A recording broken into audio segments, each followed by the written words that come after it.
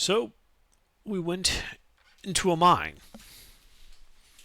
to locate somebody's brother and kill him. The mine apparently was overrun with undead, so we killed them instead. And that's when the ninjas attacked. We killed a bunch of them, but the head ninja escaped.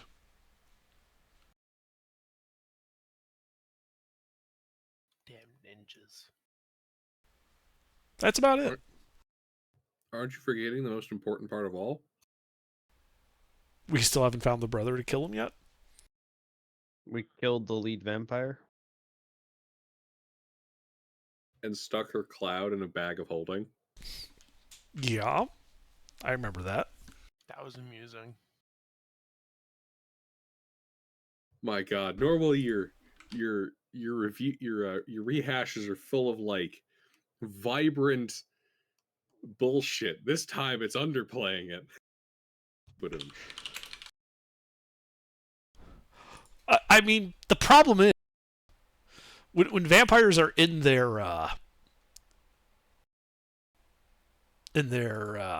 mist form, you can basically defeat them with one of these.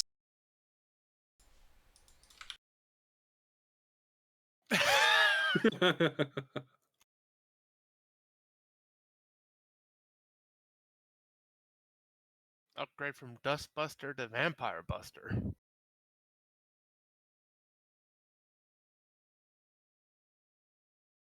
Ah, yes, Grave Dust Buster.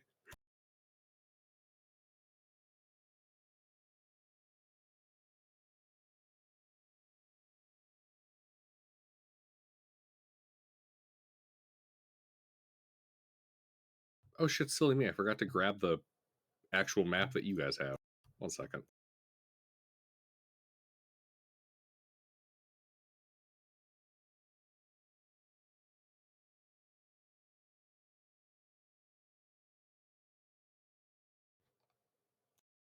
Alrighty.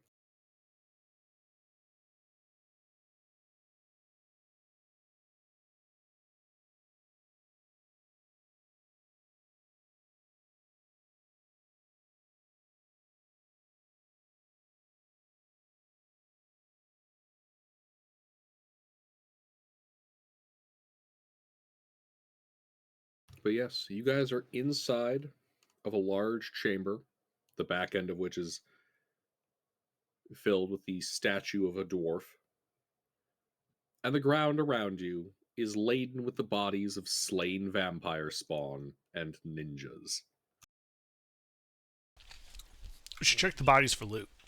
Yes.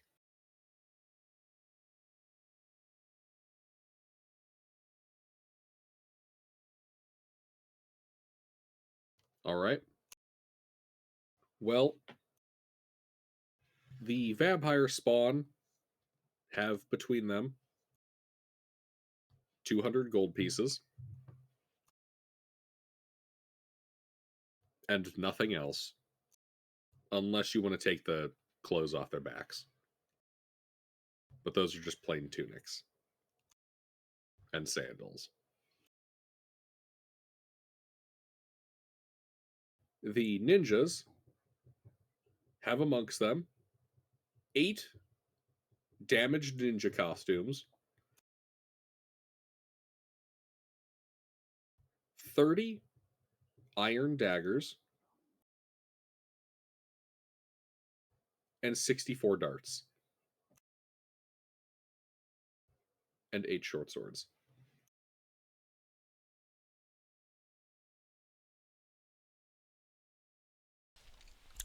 All right. Well, we hand all that off to Rurik to throw in the party inventory.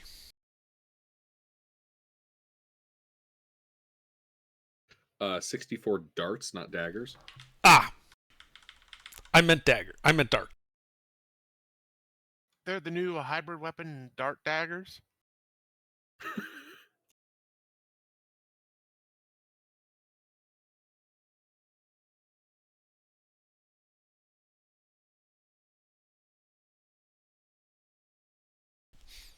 And kind of like check out the statue. Does it have any like movable parts or hidden compartments or seams or whatnot? Yeah, give me an investigation check.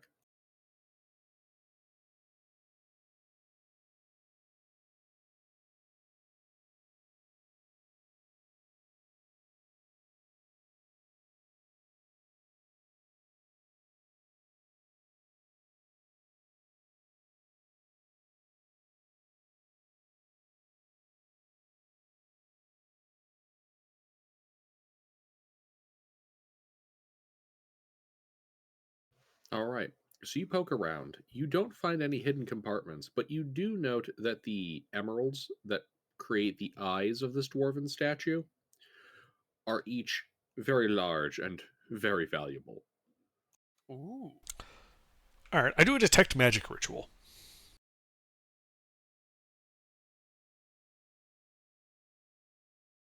All right. Wait, no, that'll take 10 minutes. Let's not do that. We should check out the next room over because they would have heard that fight. Well, isn't that where the head ninja went to? No, the head ninja ran away, like down the corridor. Oh, right. Well, I'm not about that door open to the door? east. Yeah, Faradul, if you wouldn't mind opening the door. Why, certainly. I go over and I open the door. Alrighty. Assuming it's not locked or anything. It is locked. Well, I can't unlock it. Don't we have a thief in the party? Oh, locked something? Yeah, the door. Or I unlocked the door.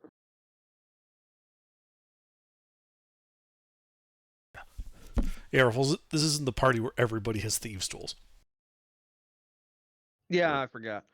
I mean, giant magical hammer can be useful for thieving, but not this.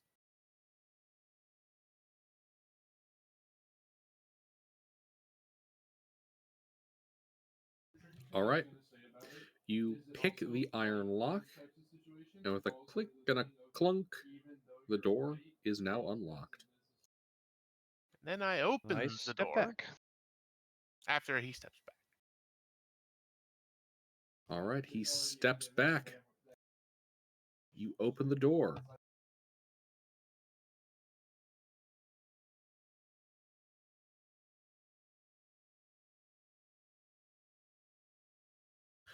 Righty.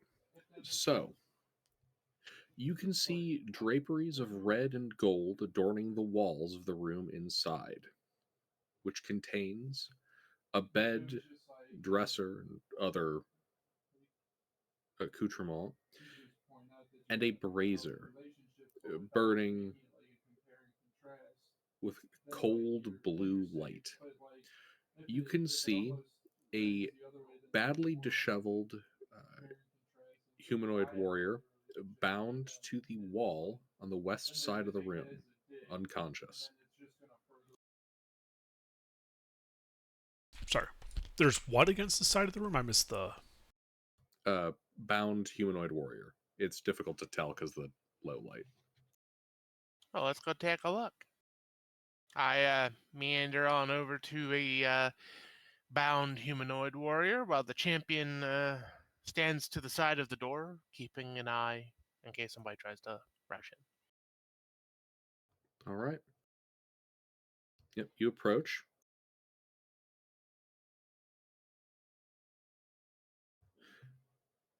You can see the figure here is wearing what looks to be a bronze breastplate with other bits of iron armor supporting it. Oh, man, it's a fairly unremarkable looking human female. They are unconscious. But they are breathing, right? Yes, they are breathing. Ah, excellent. I just kind of check, be like, well, do I see any obvious wounds?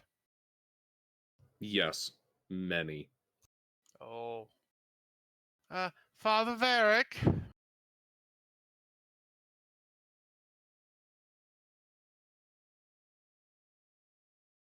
Hello?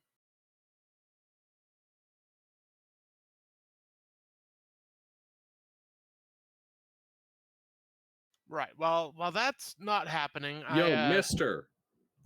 I checked to see how the female Right. warrior's bound. All right, just chained to the back wall. But like, is there locks or like? Yes, there would have to be. Well, okay, I'm just making sure. I suppose you could fabricate it onto an unconscious individual, but that would be extra work. No, but I mean that'd be an extra step of spitefulness. And I gotta keep that in mind. Well, while you're keeping that in mind, can you help me unlock this there work? I can unlock it, but it'd be a little less skillful, more angry. All right, I head into the room and take a look at what he's talking about. All right, you can see this individual.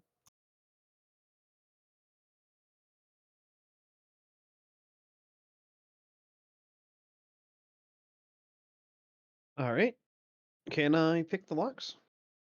Yeah, give me a these tools check.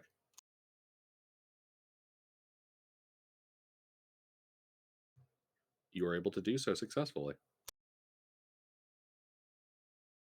Excellent, thank you, Roar. So I help I unbind the warrior and make sure she gently falls to the ground, not like a sack of potatoes. And then I hope that the good Father Varric is paying attention to help heal this person into consciousness. I mean, what do I get? No, yes, Father Varric will heal.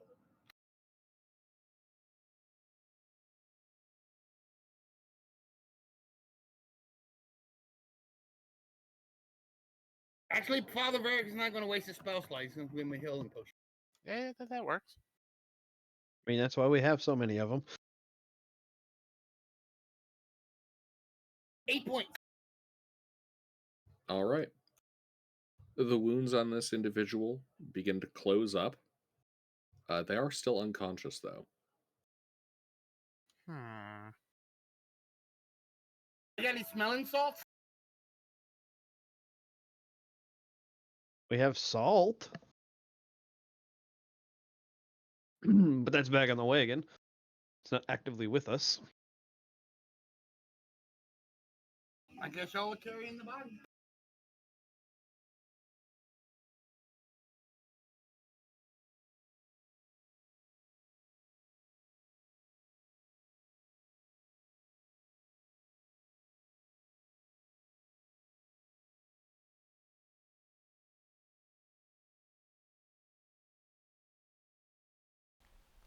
Is there anything else in this room besides the woman? Yes. Dresser, like there's an entire apartment in here.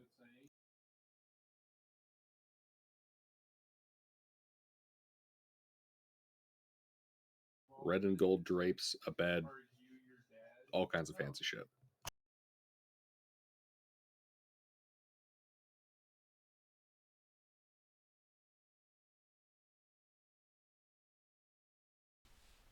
All right. Can I just take a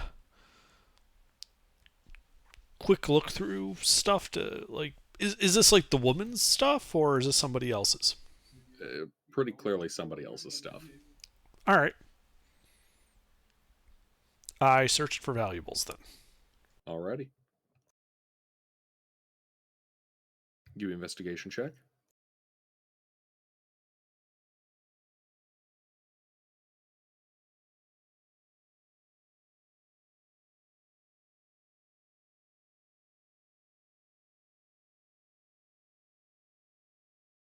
So you go poking around here, and you find, kind of sprawled amongst everything, 800 gold pieces worth of art objects. If you guys want to take the drapes, there's 5 of them, 100 gold apiece. If they're worth that much, we're fucking taking them. Hell yeah. I had to check. It's very hard to tell with you guys sometimes. Anything else? And you do find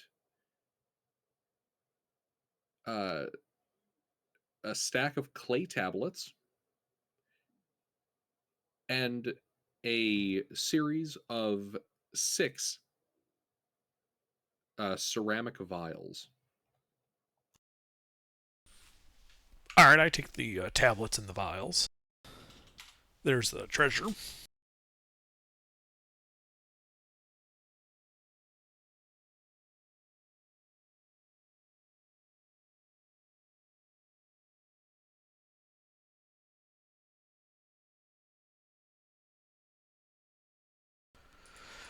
What did the tablets say?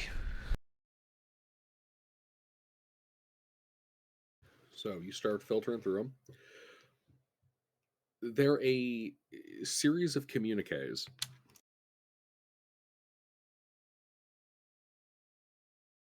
between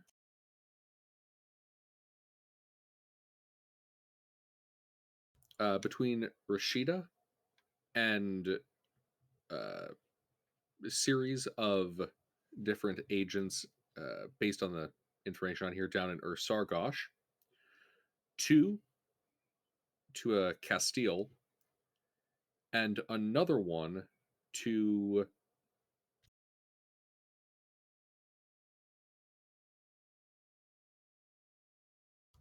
an Esquilia.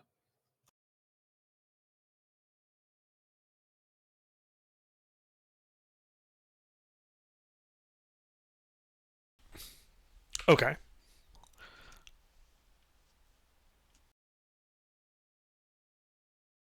In it, all of these are various either relaying of orders in the case down to Sargosh, and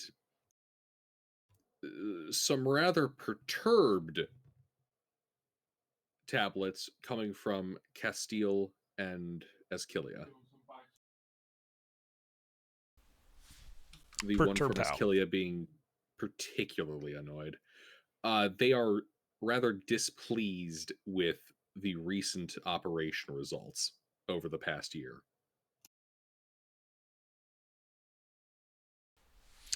Do they give details? They do.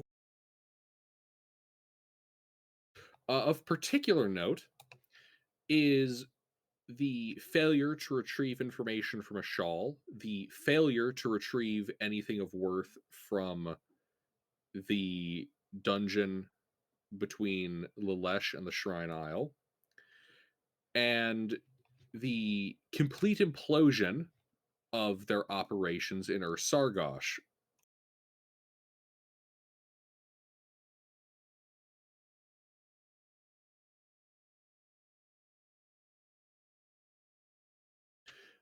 With particular note to the lack of forces they can draw on from the Knolls, and the entire destabilization of the trade route going along the coast.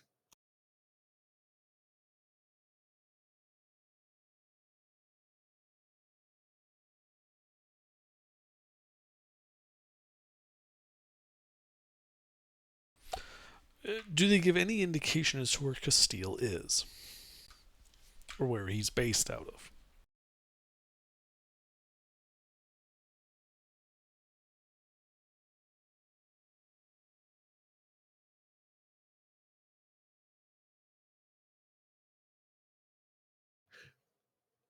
There is not any direct references, but one of the tablets indicates needing to send a runner back to the caves near Mesh.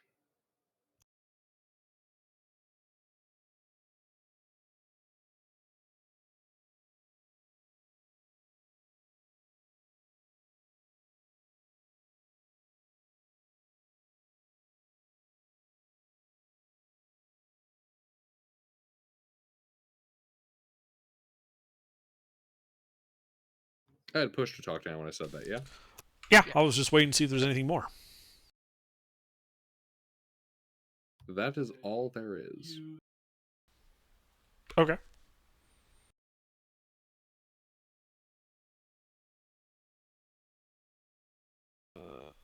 So these vials,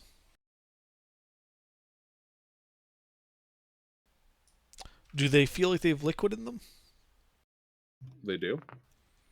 All right, I'll do an identify ritual on one of them.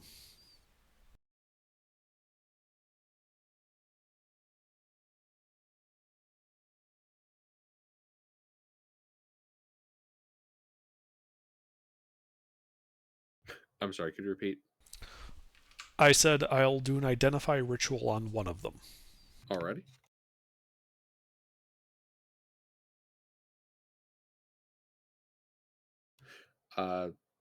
Ritual finishes. There is nothing magical here.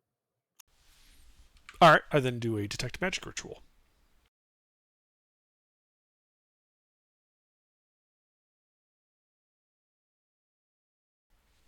All right. Are any of these magical? No, none of the vials are magical. You do detect an aura of enchantment magic on the unconscious warrior. Okay. I walk back out into that big statue room with the emerald eyes. Any magic on that?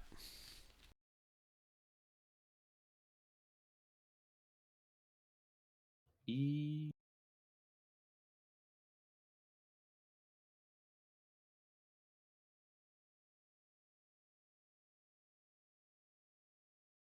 No. All right. Hey, Rourke, you might want to pry out those emeralds. They're probably worth a bunch. Oh yeah. I'll get me up there and see what I see.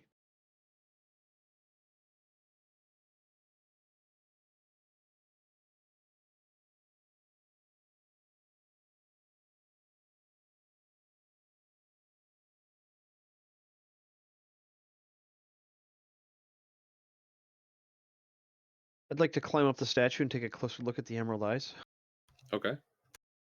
Give me an for investigation their check. removal. Hey, Intervin, throw me that magnifying glass up. I use Mage Hand to levitate it up because I'm not throwing the glass magnifying.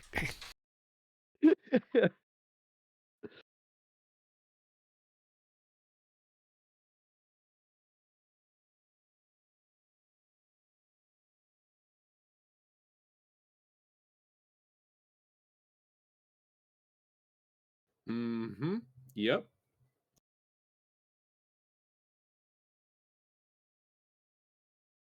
You think these are removable? I remove them. Do I see any sort of trap or thing while I'm looking at them? No. All right, then I remove them. All right. Try them out. Congratulations, you have two 300 gold piece emeralds. Ooh, shiny.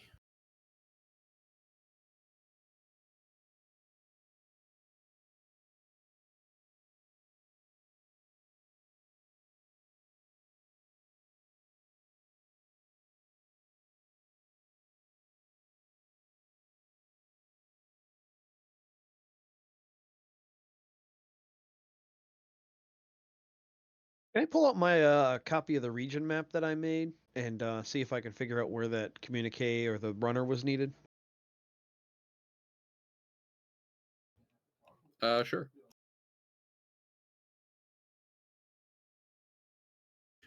Give me an investigation check as you look over that map.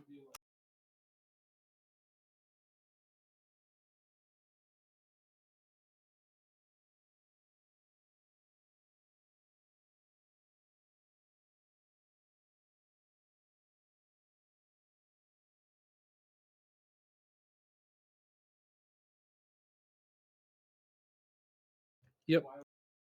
So, you find not a place called Mesh, but a ruined settlement known as Mesh's Folly, located about a day and a half's journey to the northeast of Urlashala, right at the very edge of the depression of black glass.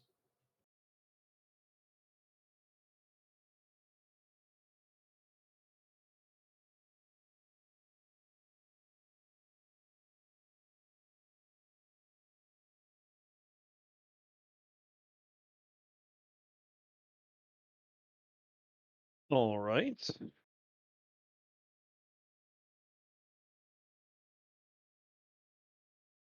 Yep, and I'll thumb the information over to Intervin and be like, probably up this way. Which that's a pretty decent hike from where we are, correct? Yeah, it's a not insubstantial hike. Probably best to go back to the boat then. After we finish clearing this area.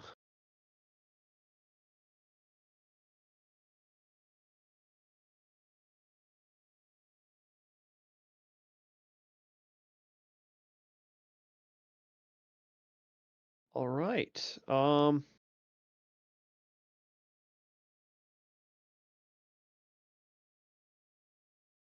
So real quick, where are we?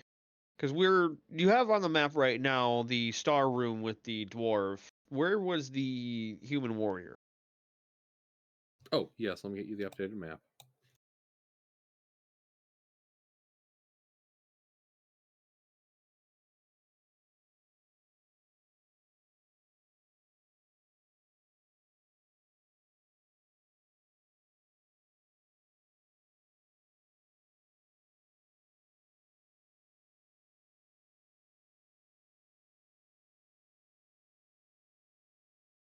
There you go.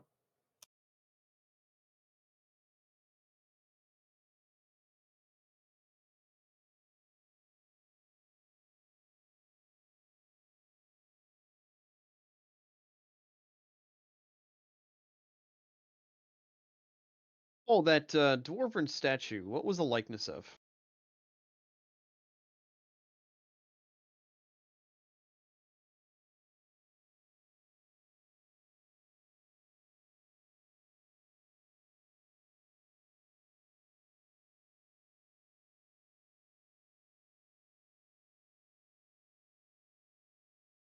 Give me a history check.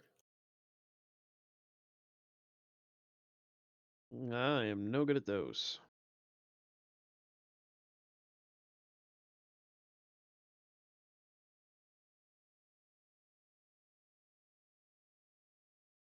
That belongs to it. Well, looks to be a likeness of Corm Tinchin.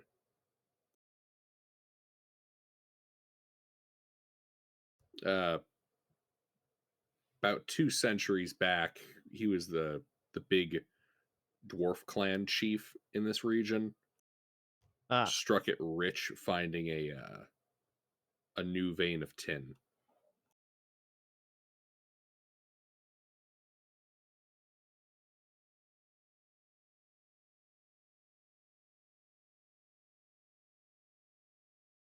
Was doing really well until one of the warlords from Ursargosh decided to cut out the middleman and take the indeed. mine.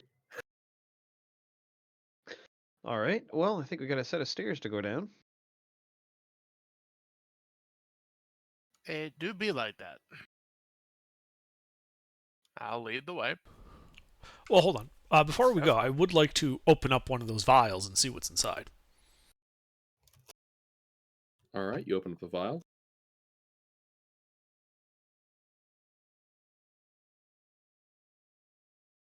Looks to be some kind of purple green liquid.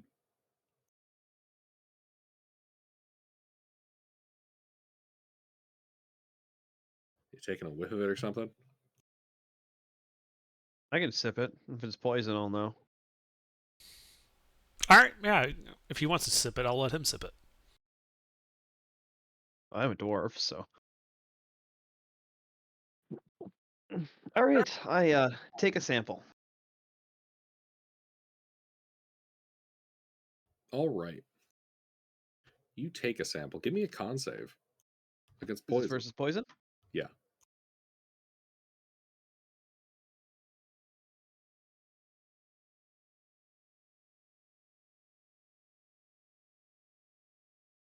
Well, you don't succumb to the effects, but you do feel like ever so slightly groggy there for a little bit. You think this is drow poison.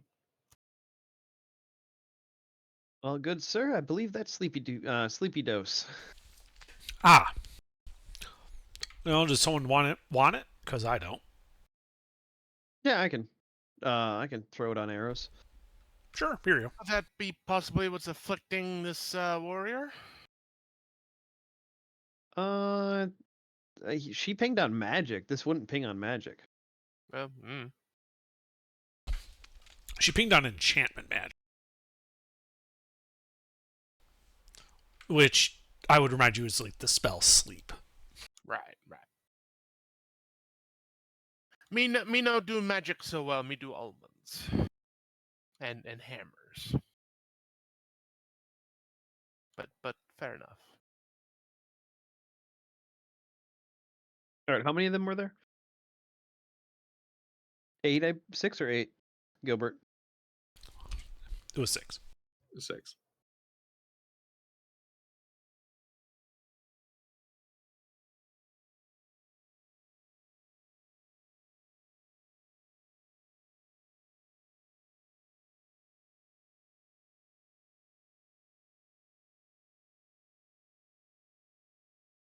All right, then the stairs. Unless there's something else. Don't think so. Let's go.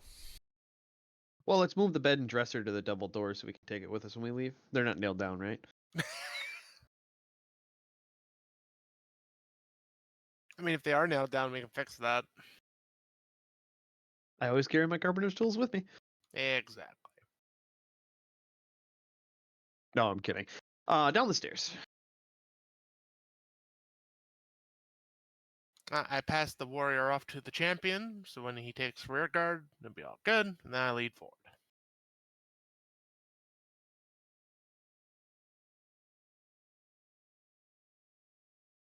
All right. You guys begin advancing.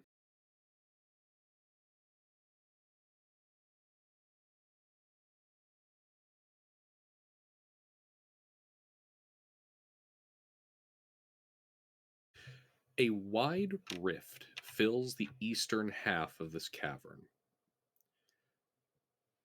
A stream pouring from the west wall before tumbling into the rift and flowing downstream to the north. Secured to iron stakes along the western edge of the rift are several ropes leading to the chasm floor. And you can see what looks to have been a dwarven supervisor lying dead on the ground while four four dwarven zombies move rocks So how can we from tell one that there's pile into zombies? another. Well, you can tell by their zombies by their pallid flesh and the obvious missing chunks of meat, Ah, and also the smell. well, yeah, that'll do it. Give me a second while I unveil the map.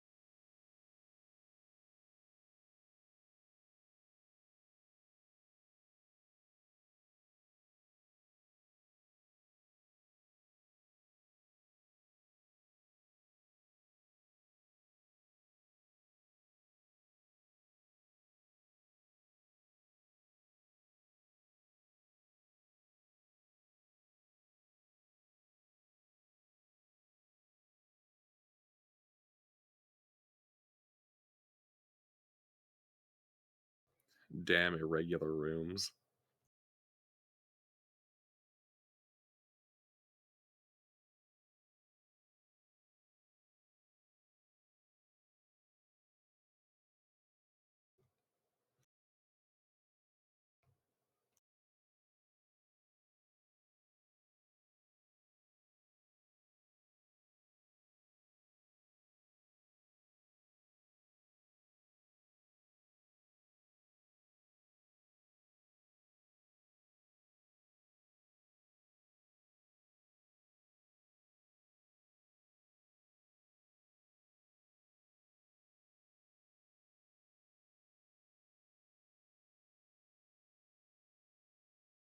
And where are the deadlifters?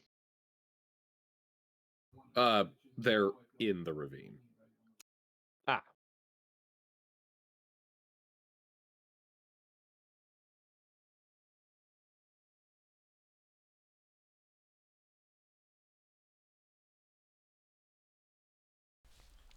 So are they paying any attention to us? They don't seem to have noticed you. How far down is it?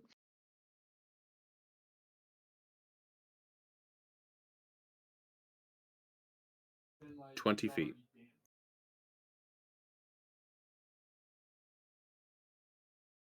I think 2 arrows each.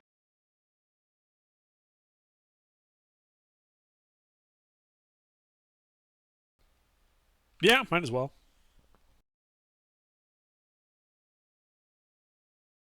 All right. Yeah, you shoot some arrows at them, they die.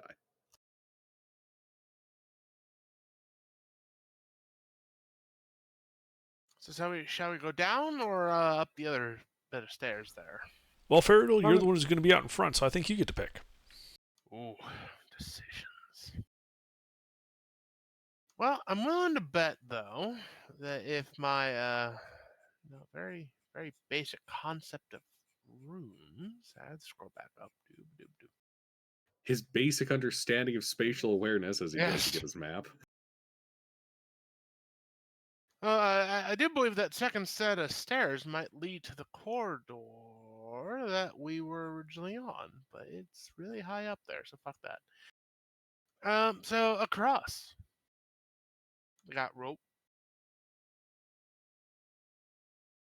I mean, we have rope and enough shenanigans. We could actually build a bridge. I don't feel like pulling a bridge, but that's good to hear.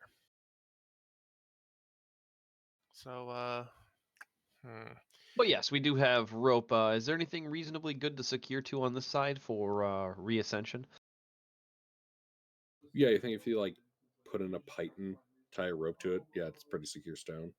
Oh, right. This is just a normal mine. I keep forgetting the walls aren't magical and we can actually use pythons in them. Yeah, it's a regular mine. I mean, it'd be kind of weird if the mine was immune to being altered. so no, see Pierced? Yeah. that's why they had to use special pickaxes. Yeah. Special pickaxes enchanted by the DM, and only Oh. useful in the hands of NPCs. Damn it. Oh, that was my next question. Where do we pick one of these up if they're just laying around? No, they're encoded to be only for NPCs.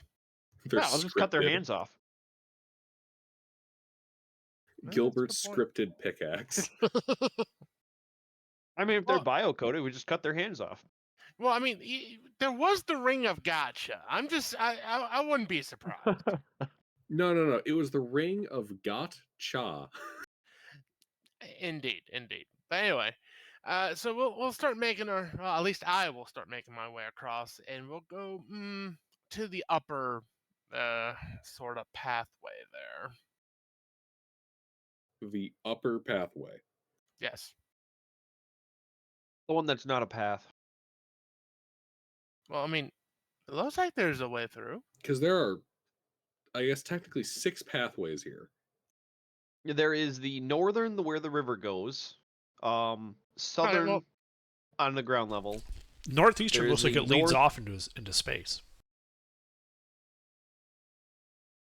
Well, okay. Yeah, when northeast. when I get down there, what does the river look like it's going out towards? Like, is there signs of activity that went that way, or is it just like going underground river? Yeah, it appears to have hollowed out a hole through the stone there. Ah, all right. So it's not really like a way somebody would go unless they feel like drowning today. Is that a fair assessment? It's not an unfair assessment. Fair enough. So we'll leave that for last, because while we do have water, Intervene, are you still casting water breathing on us every day? Every day. Excellent. All right. Well, that may be amusing. Most likely we can get there later. The way that's back up, the little valley here and to the northeast. That's where I want to climb up.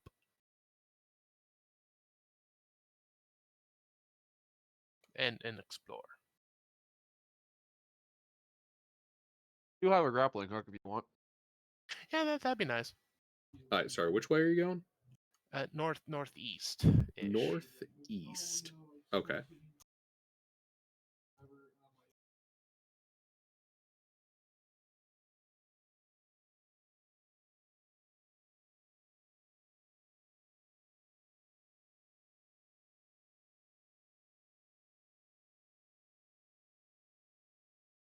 Here, I drew a line.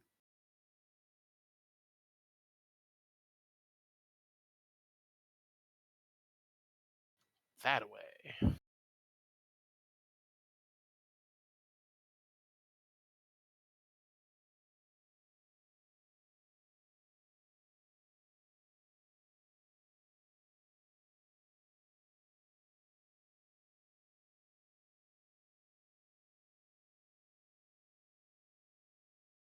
Hey, since we're heading down, we're gonna check out that Dwarven supervisor. Oh yeah, there's a dwarven supervisor down there. I forgot about that. Yeah, zombies probably don't have a whole lot, but he might have something interesting. Who knows? You might have a key card to the locked door or area. Yeah, Oh god, yeah, don't get me maybe. started on key cards. That was a nightmare. I don't know if it was a nightmare. I had a lot of fun. That's the reason I was so thorough in exploring that place. Loot whore. Gotta find Yeah. all the secret areas. We do that anyway. Alrighty, so So yeah, I'll check out the supervisor that got shot and see if it had anything interesting on him. alrighty. Yeah, you start patting him down, flipping him over. He definitely died from exsanguination due to 2 bite marks into the neck. And you do find, in addition to a pickaxe and a chisel and some chalk, you do find a poorly doodled map. What do the doodles say? Well, the doodle indicates that there is an underground lake to the east, some kind of machiney wheelie thing, kind of just east of you, kind of across from the lake. There is a larger ore room, but by the label it says ore room, right in the middle of all this. Down the south middle is all listed as offices and stuff.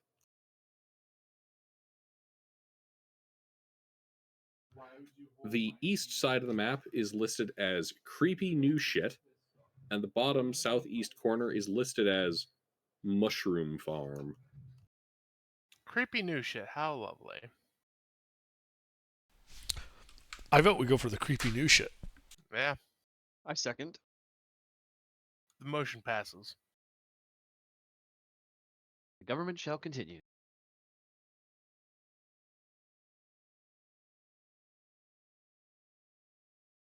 And when I say this is crudely drawn, I'm talking like this is less of a corridor map and more like a graph theory map where he has a series of points and then like a loose doodle like this part connect to this part.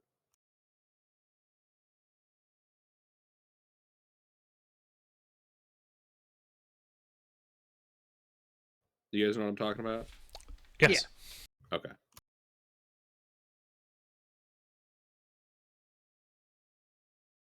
Yeah, but those lines are paths for us to be able to follow now, so we have a rough idea of where we want to go.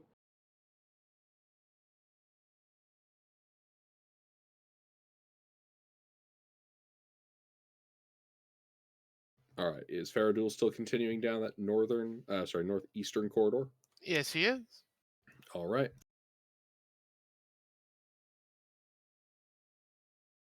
Well, this passageway is barely 4 feet high and is obstructed by round boulders and pebbles.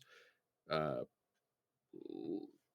of looking as if it were the like a stream bed at one point. although no water currently flows through it. And as you make your way to the end,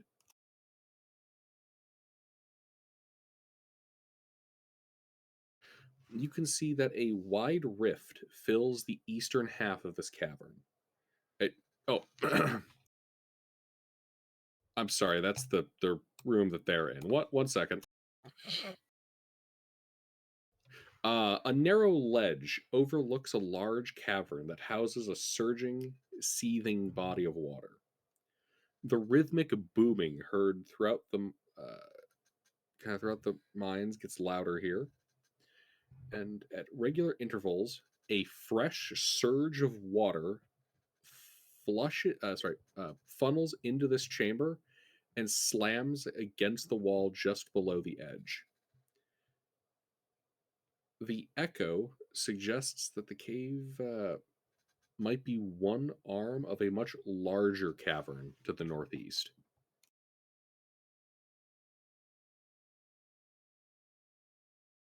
All right. Can I see the way to go to the northeast? How much light do you have? I forget. Was the light cantrip cast on me, or do I still have just the jar of allergy? I'd say at this point you probably would have had the light cantrip dropped.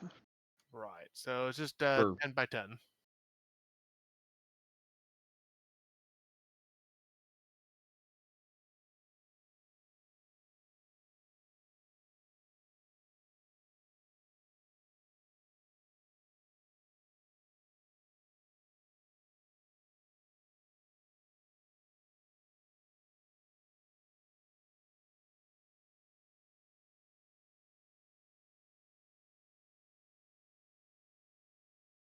All right, this is kind of what you get when you're in there. You just kind of pace around a little with your light. All right. Yeah, the sound of water and booming echoes kind of coming from the east, northeast, with the occasional surge of water kind of blasting up, spraying in your Right. face. Right. Yeah. Well, that feels refreshing. So I'm gonna assume that that's pretty deep. I can't see the other side. Where's that ledge on the south bit there go? I start following that. I mean, the rest of us were following him, so we have like 60 feet of dark vision.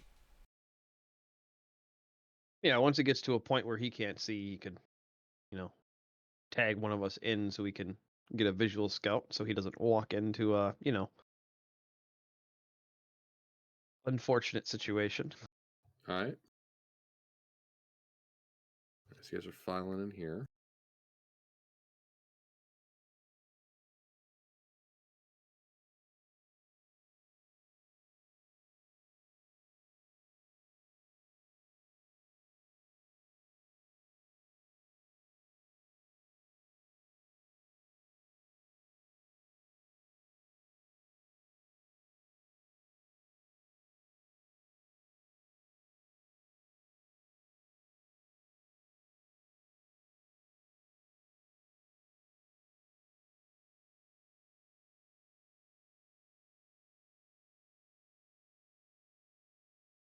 You just kind of go in there and lights reveal more.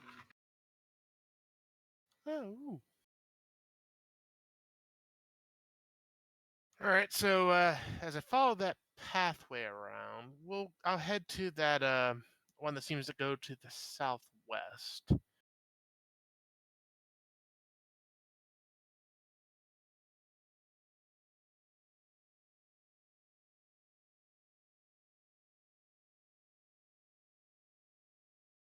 All right, going towards the southwest.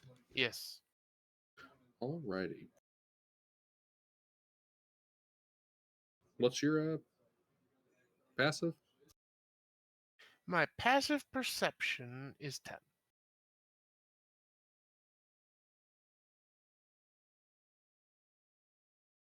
All right.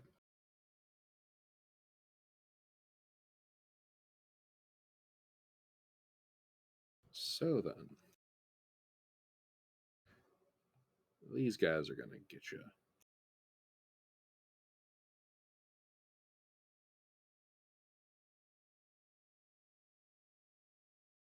Out of the darkness in the water, a couple of ninjas are going to come bursting forth. Ninjas? Yes, surprise water ninjas. Roll an ish. And do any of you guys have stuff that helps against surprised? Nope. Do. Not yet. I think I do. I was gonna say, depending on how good their stealth is. Ones that just need to check. Do. They rolled pretty damn well, and the dark water with light reflecting off the surface did a lot to help them both locate you guys and hide. Water be fucking scary, yo. So if I am surprised but I'm not incapacitated, I can act normally on my first. Okay, but I have to enter rage before doing anything else. But why would I not enter rage? So this is weird. Yeah, you have the you scared me. Now I'm angry, bitch. Yeah. The ninjas come bursting out, like, Whoa! And you just punch him in the schnoz. Oh fuck! Punch. But yeah, let's get that all in order.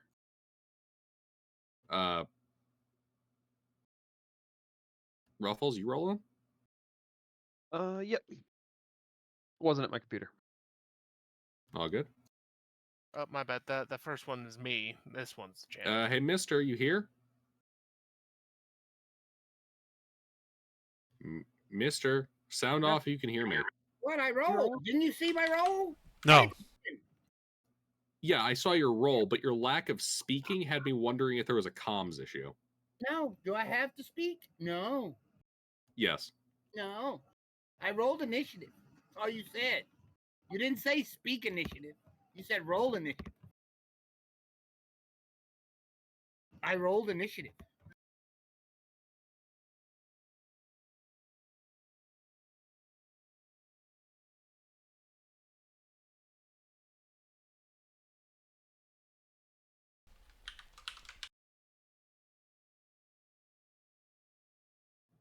Alrighty. Faradul. All right. So obviously I would like to rage, and it'll be a frenzied rage.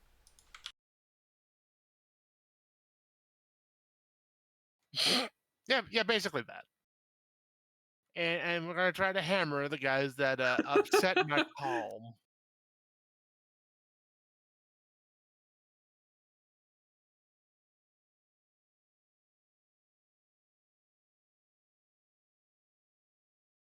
Well, I'm assuming 2 hits. Yes.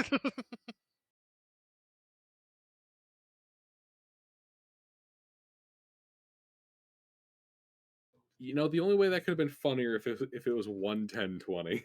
Yeah, damn you, dice, you messed up. No, technically 11's average.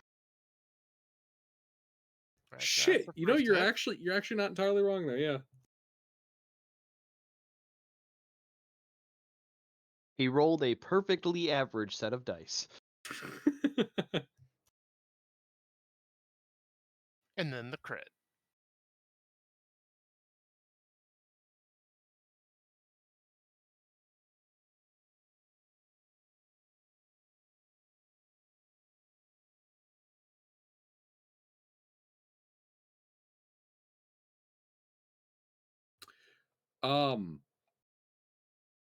Okay, so that ninja's dead and goes flying back into the water.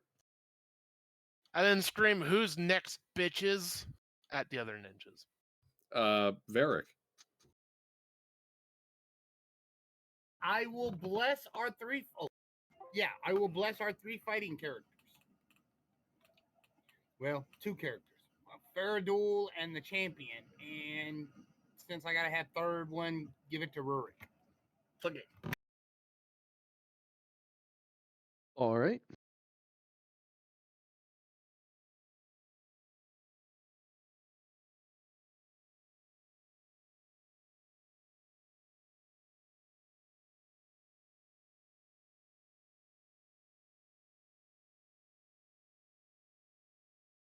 And that's all I can do.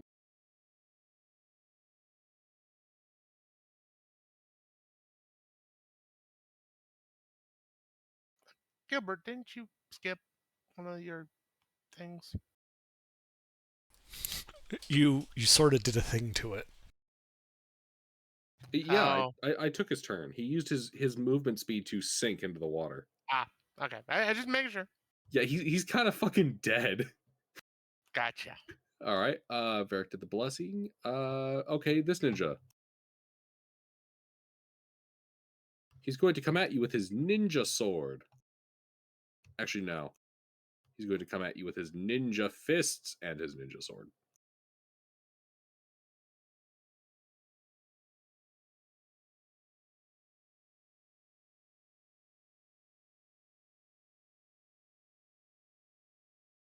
Well, that is 2 hits.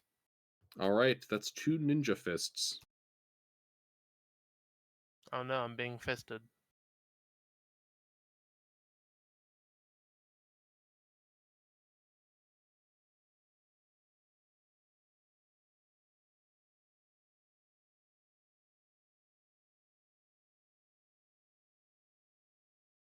All right, that's 7 and 11 bludgeoning damage. I need 2 con saves from you. Rightio.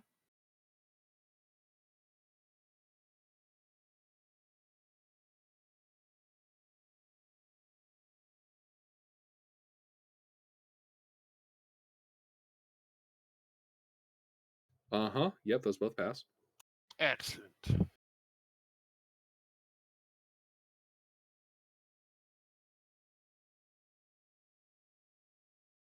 Alrighty. And bonus action disengage dives back into the water.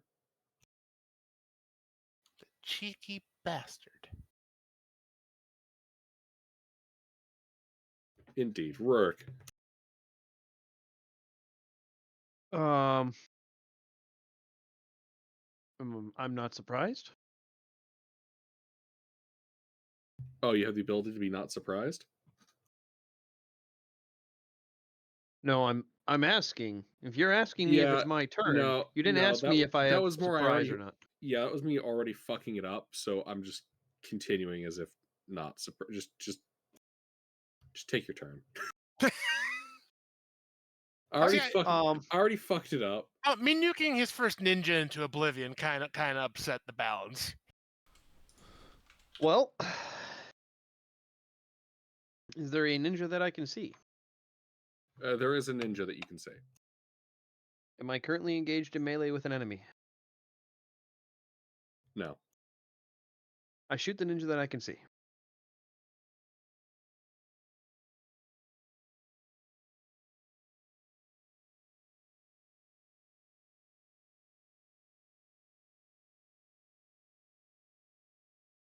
Uh-huh. Yeah, that definitely hits the ninja that you can see.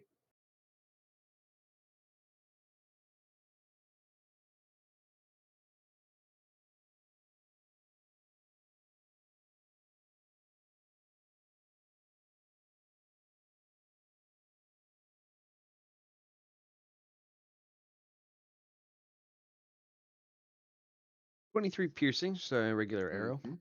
Well, he's bloodied. All right, that's it. Alrighty. This guy.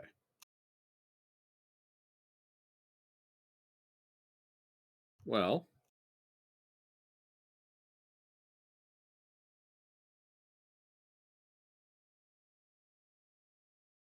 he's going to go running towards Varric.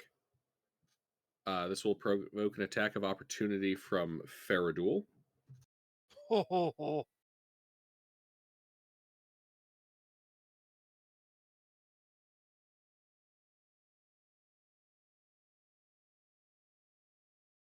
Aw. Yeah, you swing and he just matrix dodges underneath that before continuing. I ain't even mad. I'm impressed. All right, he's gonna take 2 punches and a short sword attack against Father Varric.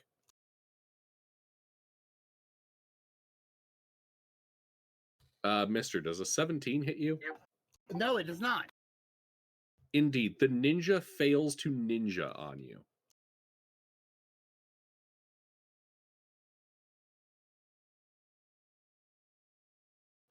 I guess I'll dodge then. Fucking key points to dodge. All right. Champion. Hmm. Well, he sets down the unconscious warrior. How far away is the ninja?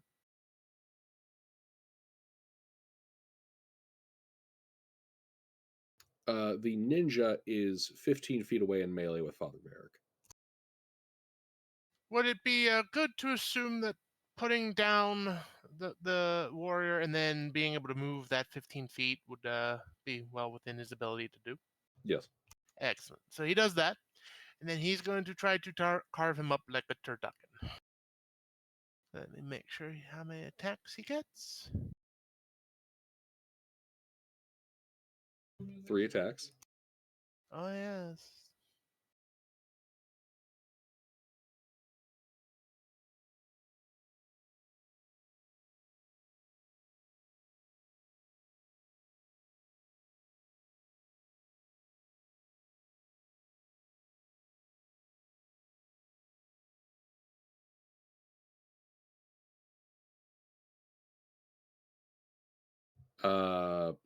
Miss hit. Understood. That's not.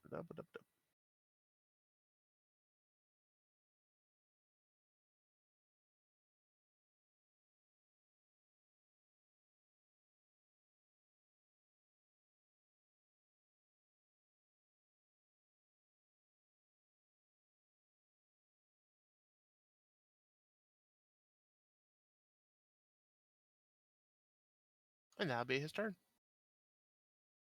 Alrighty. Omtar. So there's this. There's this ninja that ran up into melee with Varric, right? And still there? Yep. Firebolt.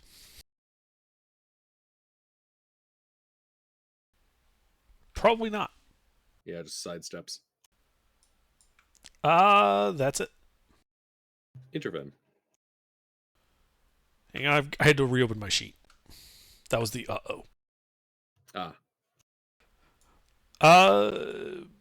Just the one ninja up above the water? Yep.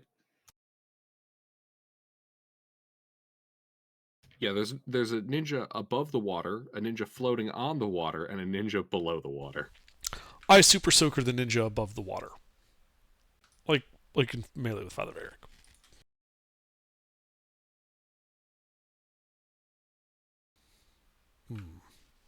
Dodges that too. Unfortunate. That's it.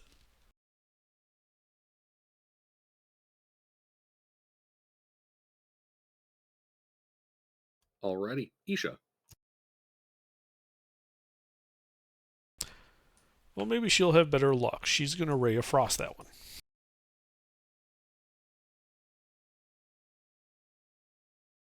Yeah, so he goes dodge, gets shot. For 10 points of cold damage and minus 10 movement speed. Oh, that's not good for him.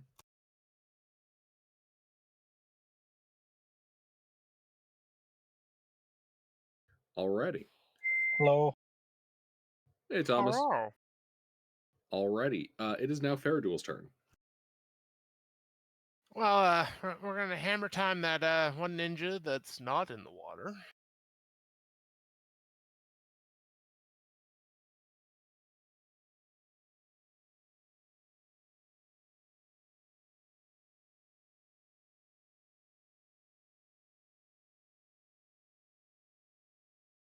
Yeah, that's a lot of oof.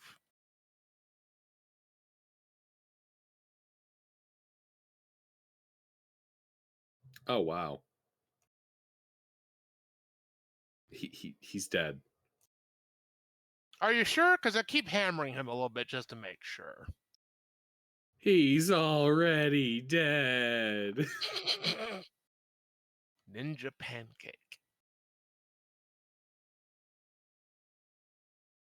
Ninja vanishes into a 2-dimensional shape. Anything else? Nope. I had a good time with that one. It's good. All right, Varric the Silent. Father Varric. How's everybody doing? I missed. I mean, it's all right.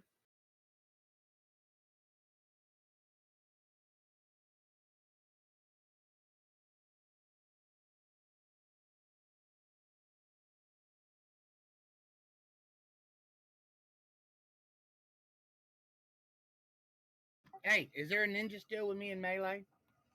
No, No. he was pancaked. Oh, good. You do know that the third ninja had leaped into the water. Leaped into the water.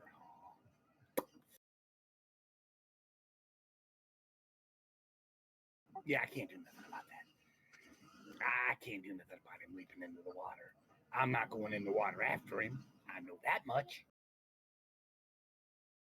So I can't get nobody else water breathing. So I believe We already have water breathing. Oh well, then I can give you water walk, but not water breathing.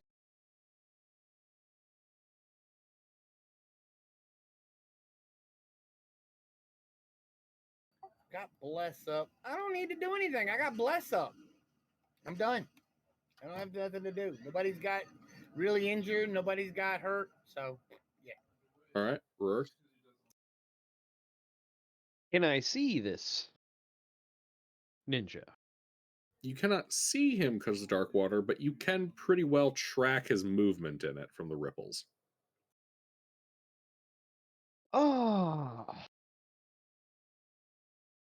Well, since he wants to play hide and seek, I'll use my item interaction to drop my rope and hold on to one of the ends, and then I'll jump in the water. Can I see him now? All right, you're below the water surface. Yeah, you can kind of make him out in the darkness. No, I'm asking, can I see him? Yeah. Okay. Then I shoot him with my crossbow.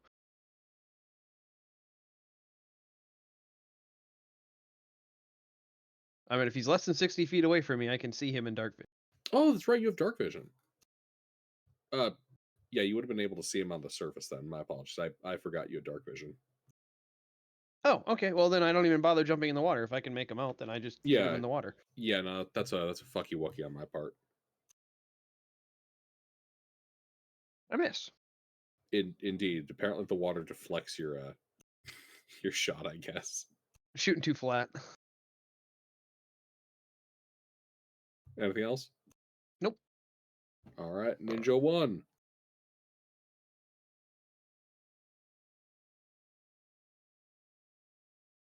He's going to swim back up.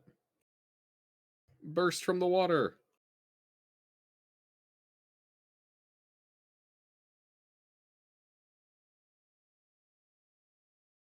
And then...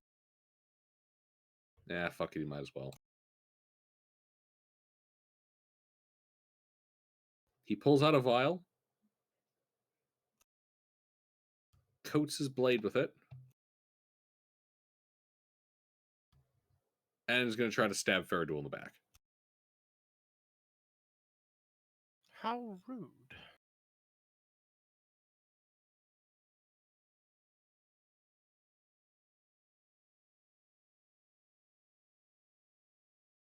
He'll go with the short sword.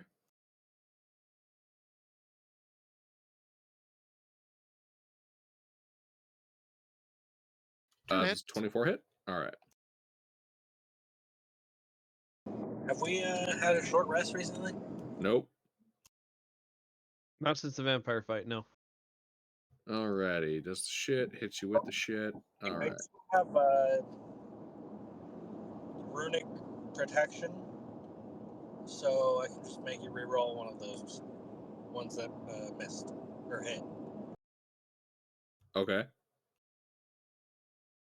Which one do you want me to reroll? The one that hit. Okay, that's 2 that hit. The first one that hit.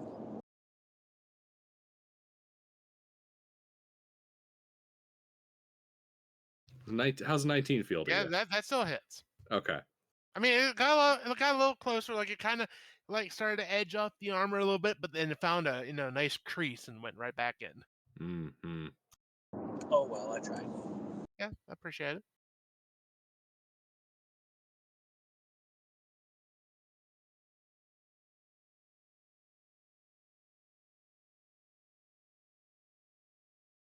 Alrighty, so you take 5 points of piercing damage from the first connecting hit, Right, and I need a Constitution saving throw from you right, yeah. as the poison works its way into your flesh. Does the D4 from Bless go into saving throws, or is that Yes. just a okay? Cool. That didn't help.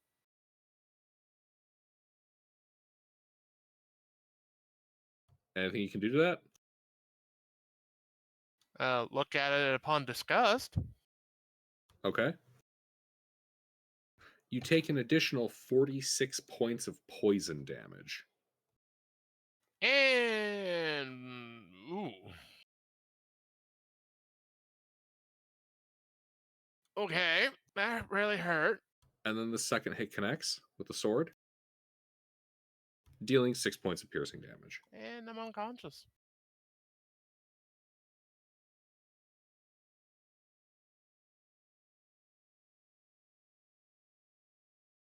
Neat! The 6 points put you unconscious? Yep. Alrighty.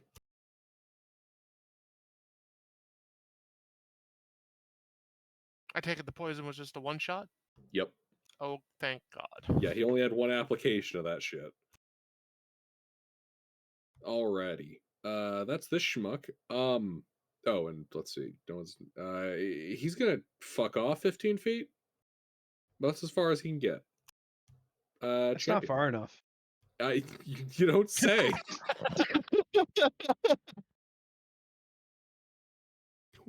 You know, he'd probably do something else if it weren't for the fact he had to burn all his attacks and all of his bonus action and all that. All right, champion. Choo choo.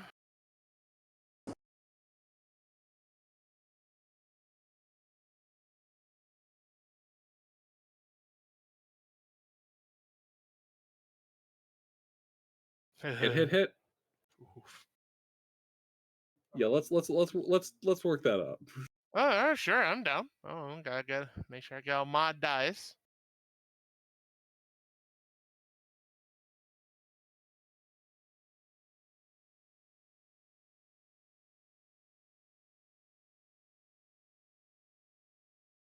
Okay, so that's for the non-criticals. Uh-huh.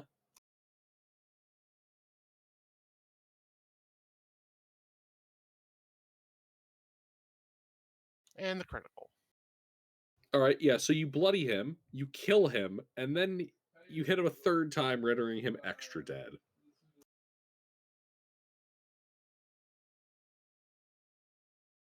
You guys are still in the niche. Until, Father Varric's turn. Yep. Anything else?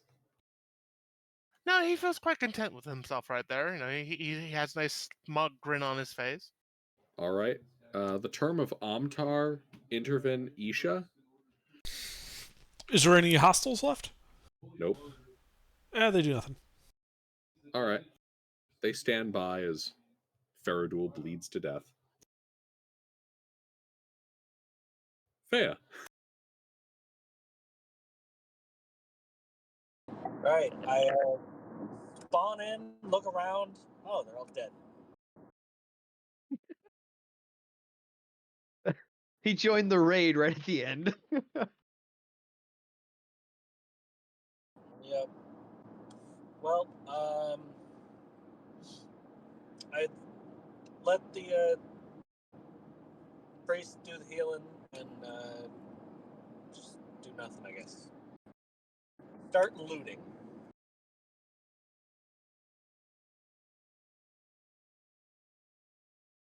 All right.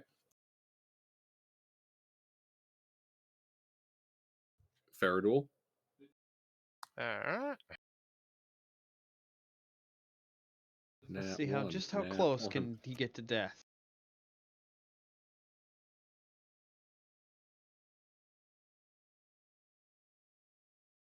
Well, you don't die yet. Well, this is good. Father Varric. Okay. I think I'm gonna have to heal some people. Just one. Huh? Pick one. No. Yes, pick one. No, just one. I mean, you can pick somebody else, but there's really only one option. All right. So how much do you need? All? He's unconscious.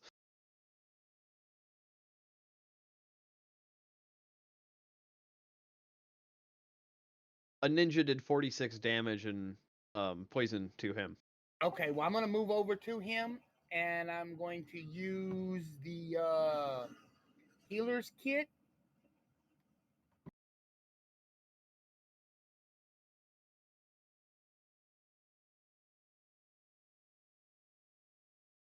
What level is he? Same one as you. This is important. I need this for the spell. 8. Mister, we're all the same level.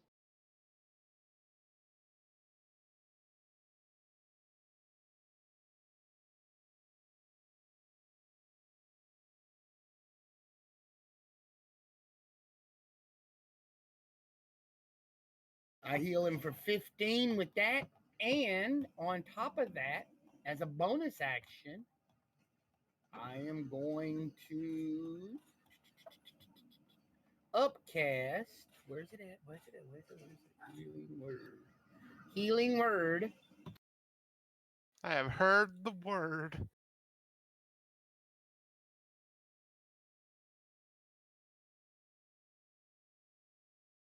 Well, I mean, everybody's heard. Everyone's heard about the word. 24 more points, and all together. Excellent. I mean, if all of you have heard the word, That's what's the 39 word? altogether, and I am done. No, I'm gonna move away. I'm gonna move back. Move back. I don't want to be in the front. Well, that ends an ish. Everybody's dead, mister. They're all dead, Dave. All right. Well, I'm gonna tie a rope around my waist and hand the leading end to Fea, and I will dive down after that corpse that is slowly descending.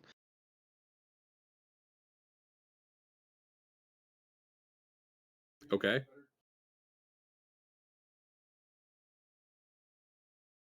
And then when Get I him. get to it, I'm gonna tug on the rope so Fea can pull me back up. I mean, he hasn't sunken that far, but okay. Well, Well, I have a strength of 6. I sure as fuck ain't swimming around with him. Okay, I'm literally picturing a dwarf like wade into the water to grab a corpse that's like 10 feet out with, barely submerged, grabbing, pulling you guys, like dragging you across the ground out of the water. Well, it's just I'm sad. sure Fea didn't want to get wet. It's comedically sad. It's just like the living claw machine. The claw. Basically. Grip's about as strong too. Hey now. You gotta throw him back in every once in a while. Roll for emotional damage.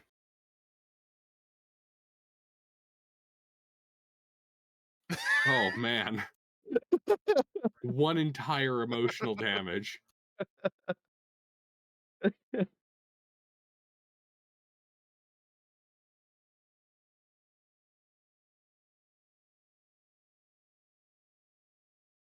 The good old one-sided die, also known as a sphere.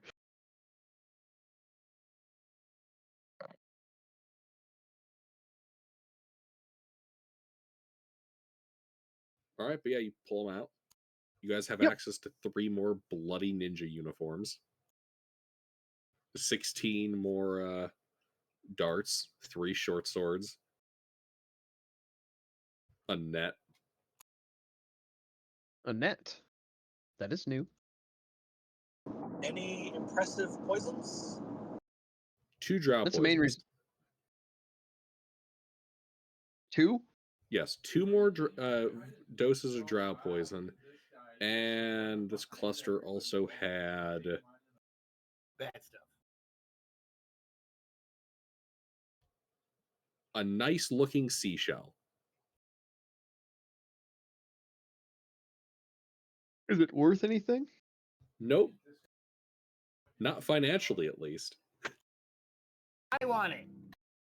All right. I was going to give it to one of the kids, but I mean, they are technically only 6 and 7. Well, that's what I was gonna do with it. So okay, yeah. All right, I give it to Mister then.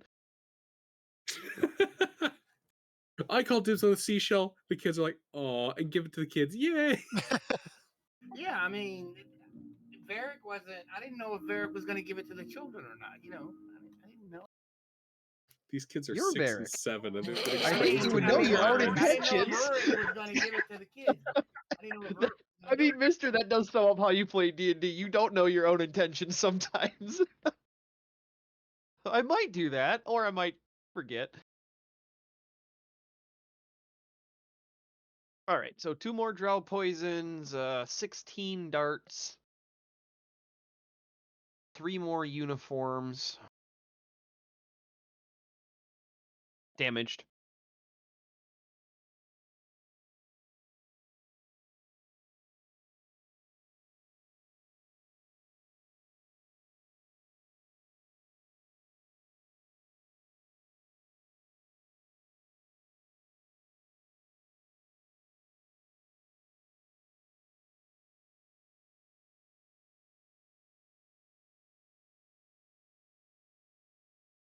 Where the fuck did I put those darts? Oh, yeah, right there. Hey guys, we have 80 darts. I don't know what we're gonna do with them, but we have 80 of them.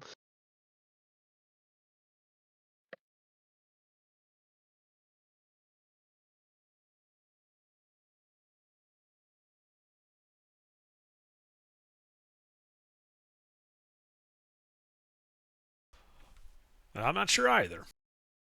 Another surge of water, more echoing coming from that watery cave.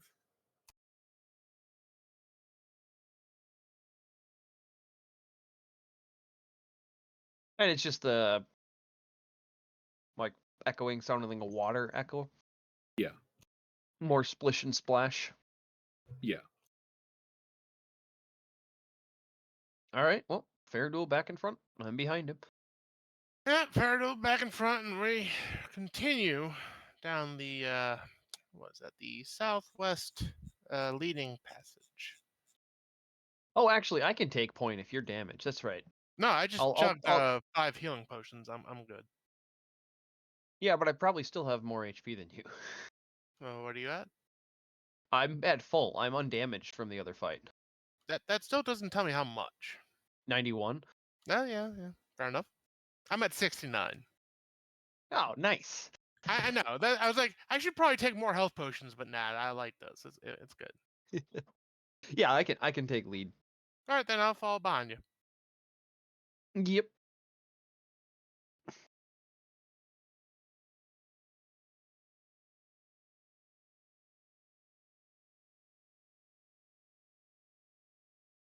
And since we're dealing with ninjas, I will take a piece of string about 30 feet long and hand it to Faradul. Right. And then I will cast invisibility on myself and grab hold of the string again.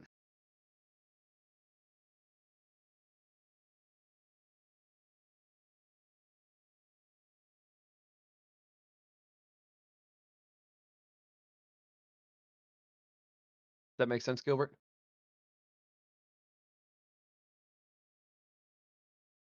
No, I'm sorry. I was distracted by the background noise in my basement. Can you please repeat? Yeah, so I'm taking point, and I'm going to be going 30 feet in front of the party. But before I do that, I'm going to hand Faradul some string, and then cast invisibility on myself, and then re-grab the string. So the string is not invisible. The string is not invisible. That way Faradul can see it, yes. Because if I go around a corner and the string is invisible, Faradul won't see the string go around the corner until he's at the corner, and it pulls him into the wall.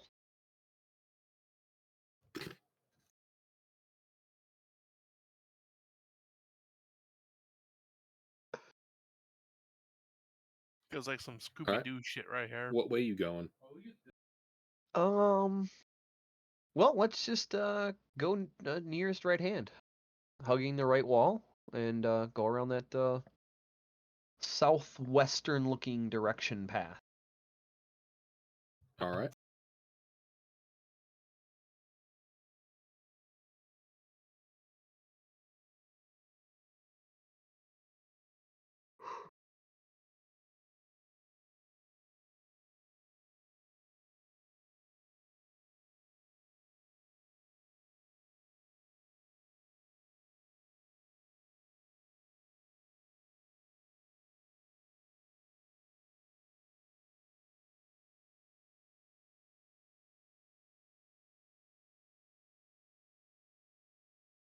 All right. So you follow this corridor that occasionally surges with water, and kind of working your way through the worked cave stone until you realize that you've walked into a trench. And you can see up top a blast furnace and a mechanical bellows powered by a water wheel dominating this large chamber. The furnace is cold and dark, but heaps of coal are piled nearby. You can kind of see the top of it from down here, along with carts, presumably filled with unrefined ore. The water wheel sits in a 10-foot wide channel cut into the floor of the room. The channel is currently mostly dry, save for the gout of water that came through recently. Passages exist to the west, south, and east of this chamber. And the empty channel exits you can see up to the north and the east. You can see All right. walking around the edges above you more than a dozen withered dwarf corpses kind of walking around aimlessly, wearing the remnants of armor. Okie doke. Well, I will start doubling back real quick. So, Faradul would know if the string goes slack to stop. Right. Then, once I get to the party, I'll let them know, like, hey, we're below the blast furnace, and there's a bunch of dead zombies up there. Well, zombies. They're alive-ish. I don't know. Undead? Sorta dead. The ones that are walking around. That kind. Yeah.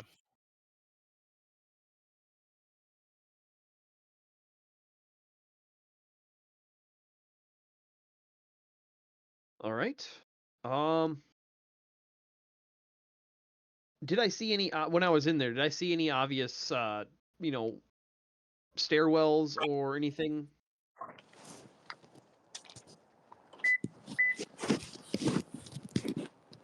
What you eating? Oh no, that was a car. Yeah, it sounds like he was getting out of the car. Beep beep, two beeps that close together. Faya, do you drive a Toyota? Yeah, Prius. Is Prius? Okay. I was gonna say because I'm fairly certain that's not a Rav4. It doesn't sound like a Rav4's beep. Yeah, keep going. Oh man, he's just walked into the apartment building. But anyway, did I see any worked stairs or anything to the bottom of the trench where they might have originally used to get up and down as they were digging? No. Okay. Then we'll start heading to the east then. If there's no easy way to get up, then we're just going to be, dealing with annoying zombies from above versus having the high ground down there. Airborne zombie. Indeed. So yes, on to Usually the ends eastern messily. path. They're not bright enough to pull the parachute cord. Well, that's why you just hook them up to the static line and chuck them out the back of the door.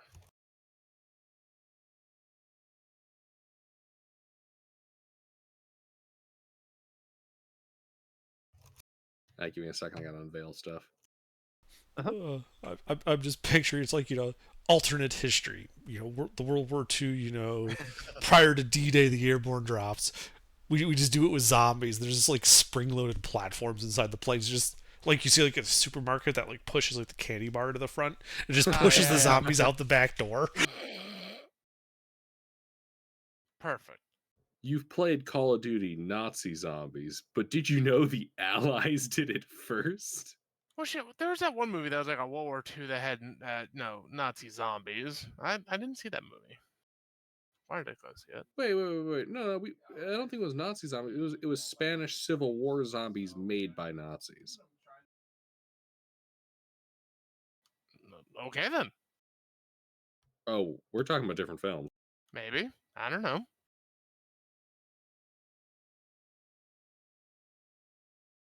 It was actually a pretty good film. What was the name of the film that you were talking about? I have no idea. Fantastic. Yeah, because I'm thinking of Overlord.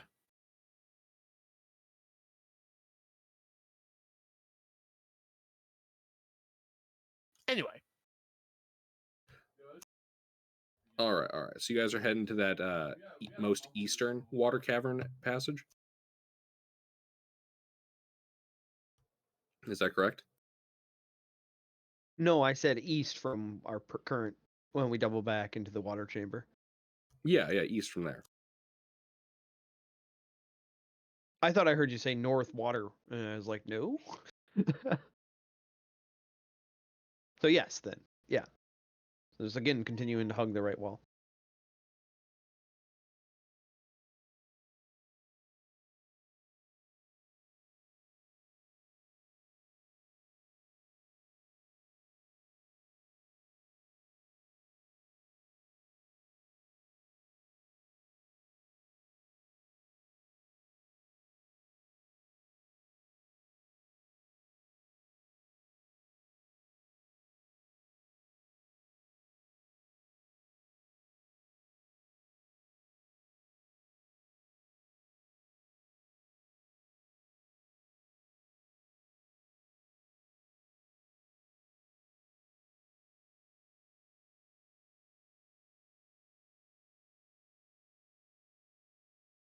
All right. You follow that corridor up a flight of rough makeshift stone steps,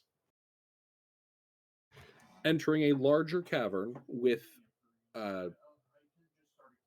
not just worked stone walls, but brickwork as well. You can see that this large, almost brick house kind of occupies the middle and eastern side of this cavern.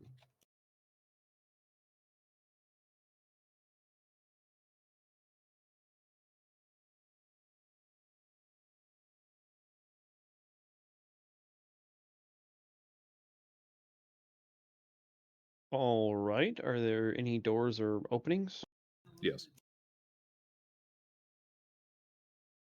Several.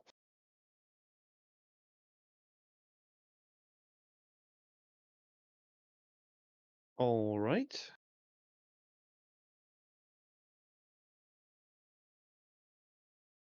Well, I'll start pulling on the string. At the top of the stairs, I'll stop and start slowly tugging on the string at the, come hither pace. I come hither. Oh shit, he's giving you the come hither tug. Oh no. Oh wait. Oh yes. Then I'll take a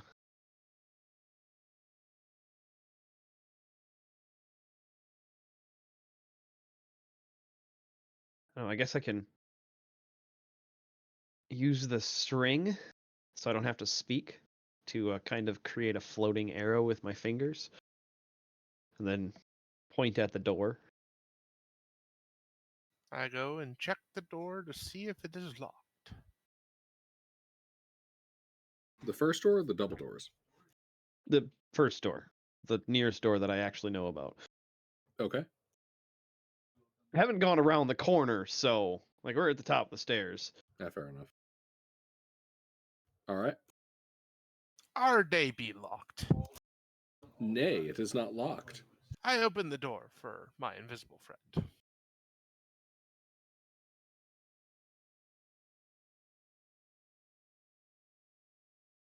All right, you open up the door. Inside, you see an empty chamber and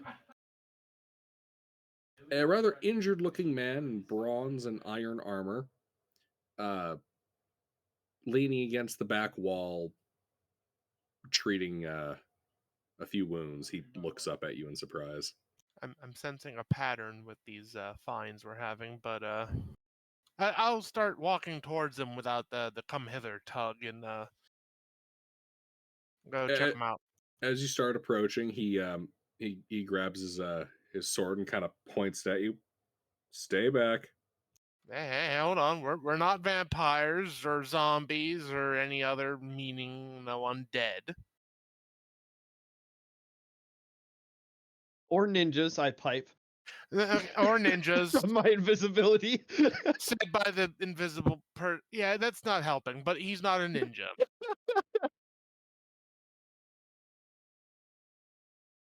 Give me a persuasion check. Boy. Does he have advantage from my help? Are we sure that's considered a help?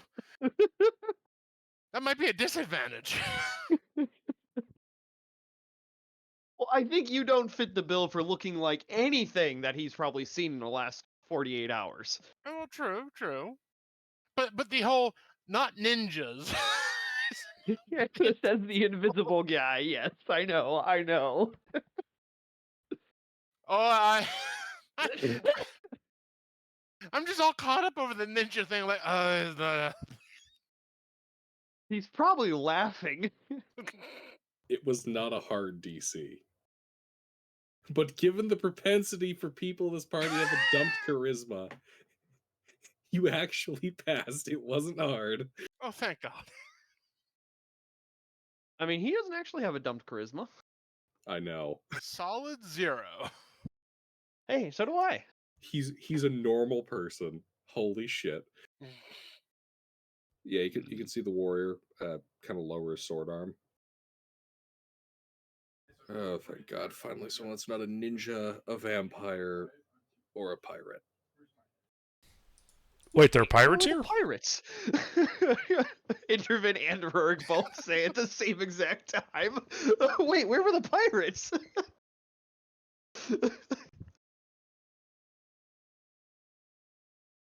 Anyway, we can get to the pirates bit later, but I do believe we found one of your friends, and I gesture towards the champion who's holding the other, female in similar armor, I'm assuming. Yes. Very similar style of craftsmanship. Yeah. Yeah, we wandered by this here mine, and we ran into this cluster fuck. So we've been trying to clear out the infestation. Well, your timing couldn't be better then. I guess. I am Sargon.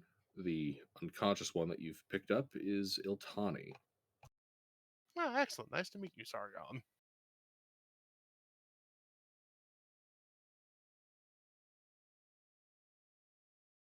You wouldn't happen to be associated with the city of Urtargash, would you? With the Sar bit? And again, Rurik hasn't dropped invisibility. He's just saying this.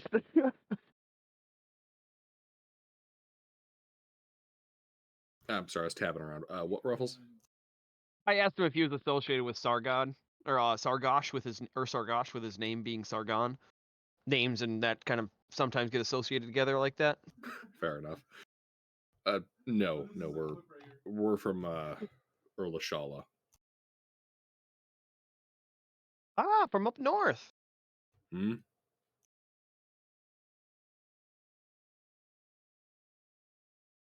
Had a hunch, followed it, and wandered into this. And what hunch might that be?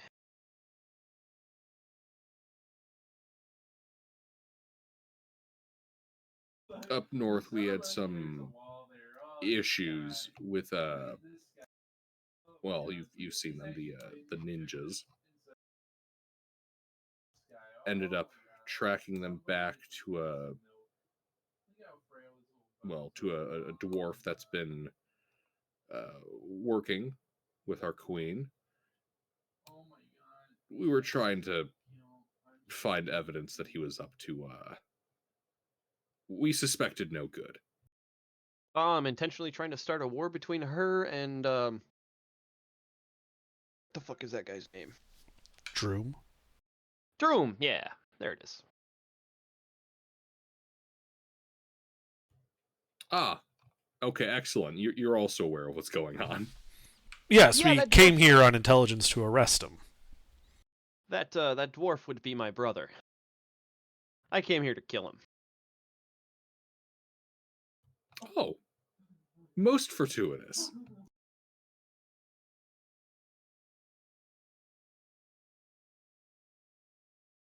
Unfortunately, it would seem we're both a little late on preventing a war. Well, war is always good for all business except for civilians.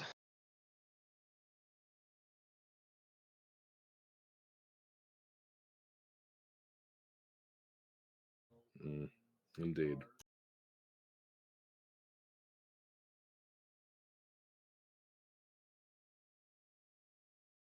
Well, since you're here, got jumped by the apparently there's a full vampire in this lair. Was. Okay, excellent. I presume by that you mean you killed her. Again, yes. Very good. She had it coming. They usually do.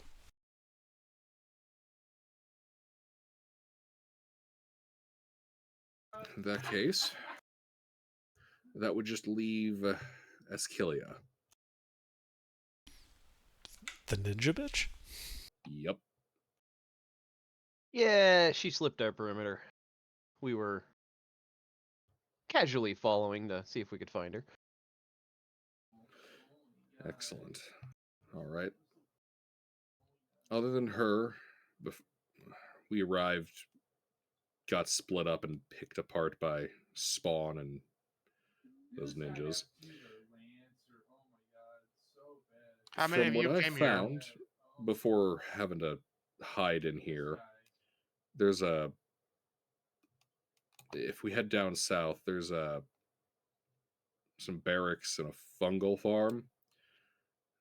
Biggest concern though is just in the other room we have I don't know, some kind of big floating eye. Ah, those guys are always fun. Indeed, it ran right into it. It did not take kindly to me. By floating eye, you mean an eyeball with like meat and a mouth and eye stalks, yes? Yes, like that. Did it talk? Didn't really talk. It more just made this horrible shrieking howl.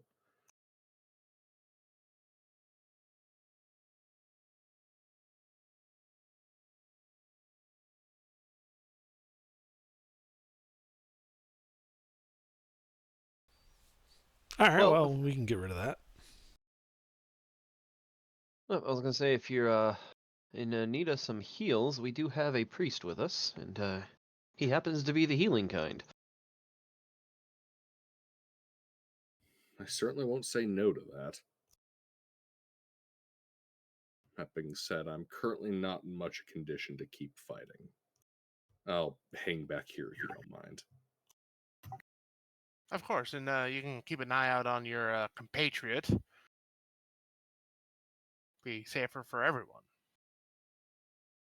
Will do. Yeah, best we not bring an unconscious body, directly to a beholder. Yeah, yeah.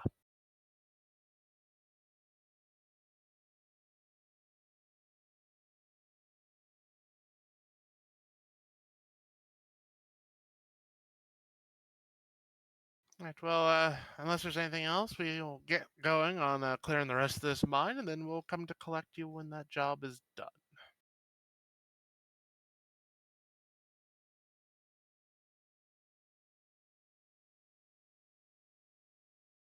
Sounds good to me. Excellent. Well, get that all taken care of, and then, Rurik, if you'll lead the way.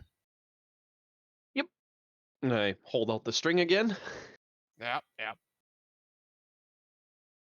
and I start heading south on the intel. All right.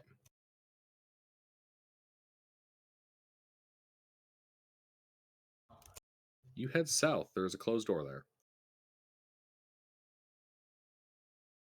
Oh, we just gotta check it. Is Ah, you check. Yep.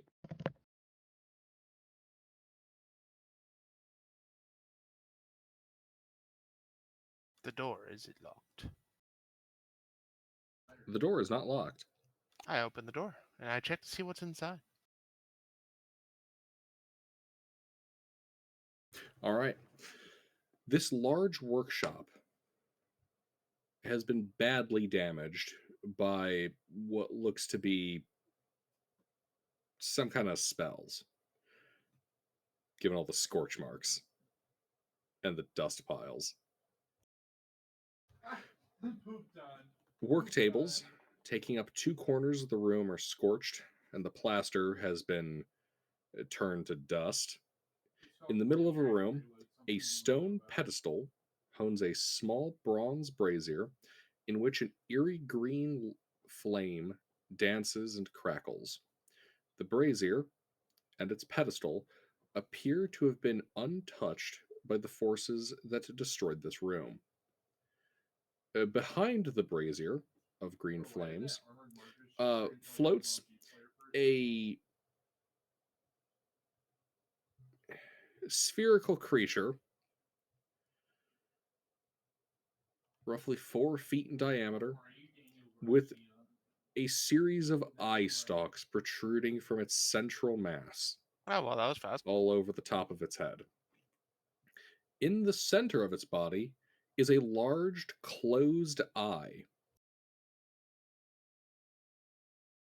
I slowly shut the door, being very careful when it closes. Yeah, that's right, you fuck off. So rude. Wait, what's your name? Oh no, this is not the mentally able beholder, is it?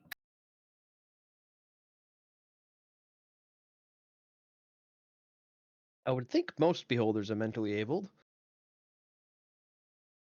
I was being nice. I didn't want to say the retarded beholder because we've run into one of those before. I am Bethumble the Great, the all-seeing. That's nice. Yeah, it's a retarded one.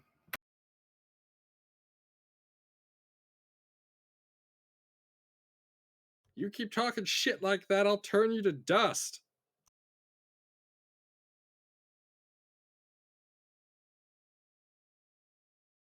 So I just turned to the rest of the party like, okay, what are we gonna do with it? I don't believe he knows which eye stalks turns people to dust. The door disintegrates. I think he does. You want to talk shit? I'll give you what for, just like I did that other guy. Let's not be hasty. Surely we can come to some sort of arrangement. What are you doing down here? I am the great guardian of this magic shop. Oh. So, The like, great you're a merchant. Spellforge. You shall not take my loot, adventurers. No, we're not talking about taking, we're talking about buying. You said you're a merchant. This is a shop.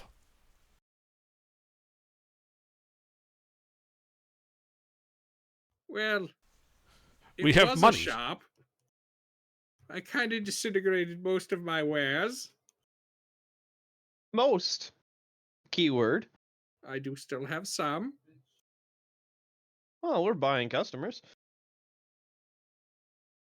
Ah. Prove it. Where's the money?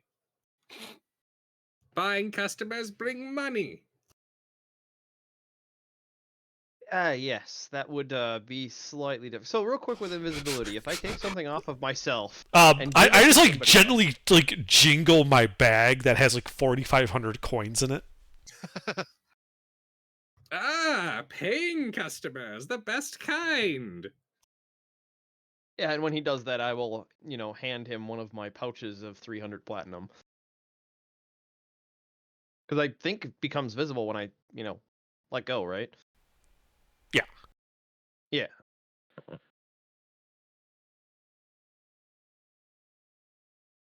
Yes, it would. So, Mr. All-Seeing, what have you for sale? You can see the eyeballs kind of darting around the room, taking in his inventory and what was his inventory.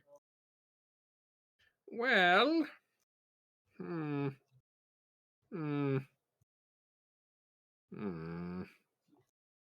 Well, the potion rack is mostly intact. Unfortunately, I seem to have disintegrated my best stock. Oh, got a couple of rare potions in there. Hold on. Kind of see the telekinesis ray manipulating some stuff. Outside of the generic crap, you could buy pretty much anywhere. I've got an assortment of rare potions. I've got this neat ring. A A ring, pretty you say? spiffy cloak. And a cloak. And where is it? Ah, I got this scrap of paper. Pull off another 300 platinum and hand it to Intervin. You might need more. Well, what is so interesting about this scrap of paper? Are you asking him or are you trying to see it? Yes. This is the do you see him manipulate it more with the telekinesis, right? This is the scroll of Cormfirminer. Cromfear. Ah. I don't know what it does. I just know it's magic. Yeah, it's... You know how in ancient times, there were those other civilizations that came before us, and they were fond of pranks and jokes. Yes, I turned several of them to dust. Brat bastards trying to steal my money. Yeah, basically that right there is one of their long-winded magical riddles. I myself am a scribe, and so I tend to collect that type of thing, but, practically not as useful as things like magic rings and cloaks are. Speaking of, what does your magic ring and magic cloak do? Let's see here. Right here, this is a ring of spell turning. And the cloak, it's just a regular, really good cloak. Really protective. Really, really protective cloak. I see. We filling this thing and taking its stuff? And how much would it cost to purchase these 3 items?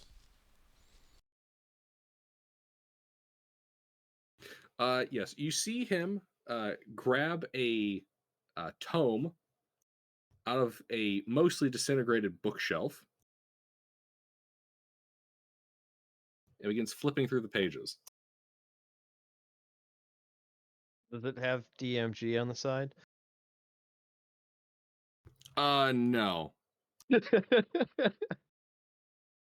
From the bit of it that you glimpse on the spine, it looks like it said Xantarm's Guide to Stuff or something like that. Ah,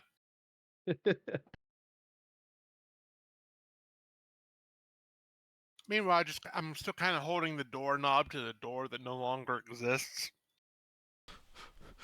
It's like the door version of a pommel. You can end someone partially rightly with that. Yeah, fair enough. I put it in my pocket. One of the eyes flicks over to you. Hey, that's my doorknob. No stealing. I toss it into the room. Hey, you break it, you buy it. You disintegrated the door. Exactly, and now I have to mark it off as a loss. Yeah, so it's not like I'm doing any more damage to it. But yeah, the items sell for whatever that sell rate is for a magic item of those rarities. Look, I didn't actually write that down. I just went, look, they could be purchased at that rate.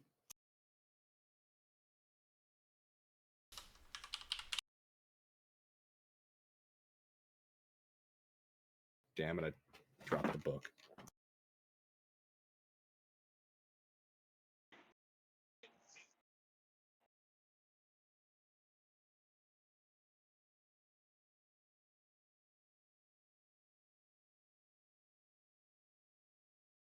Oh, and under a deception check for the Cromfear thing. Was it really deception, though? It is a riddle. The deception part is that it was totally not actually worth shit. Definitely not a valuable item. Except to scribes like me.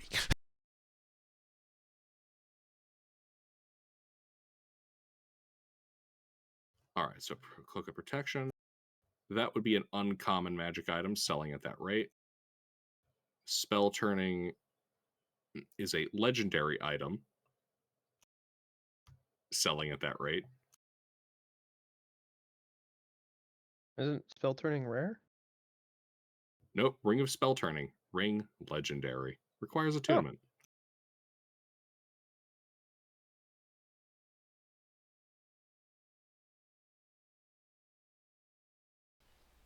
So, Gilbert, this is the chart you're referring to? I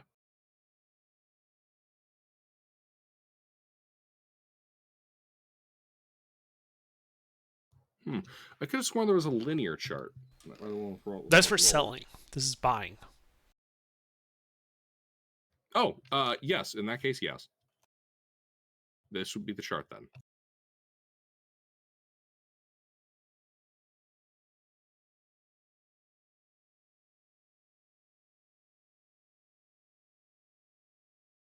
All right, so d6 times 100 for the cloak.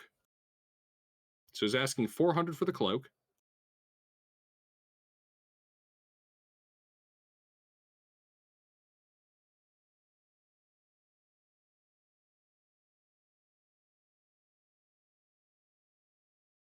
It's a bit He's steep. asking 225,000 for the Ring of Spell Turning.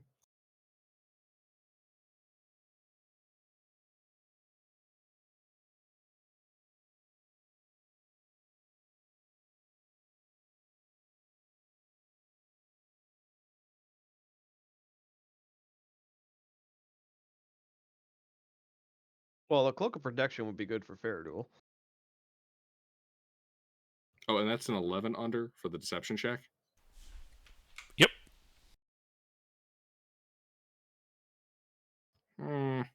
I find that rather hard to believe.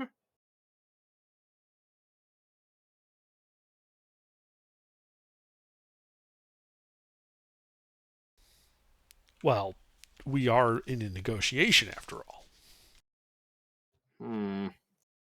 That is fair.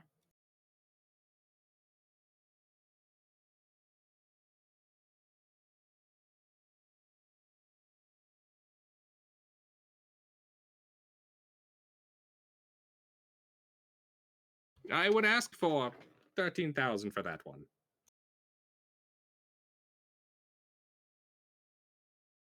I accept payment both in coin and bartered goods. Assuming it's not rations. I'm not storing rations again. Do you take bricks of lead?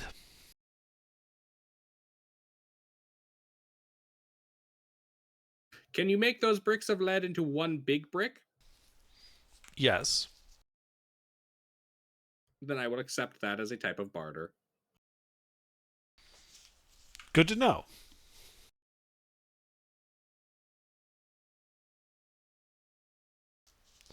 All right, well, I just have to verify the authenticity of these things as I walk up and start doing an identify ritual.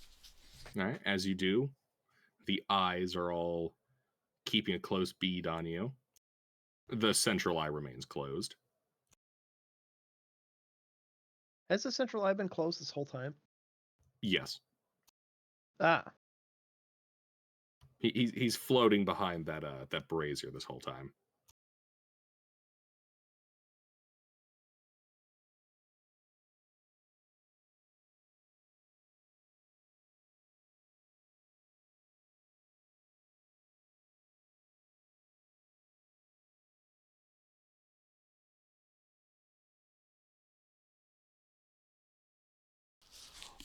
And if he doesn't stop me, I will cast an identify ritual on each of the 3 items.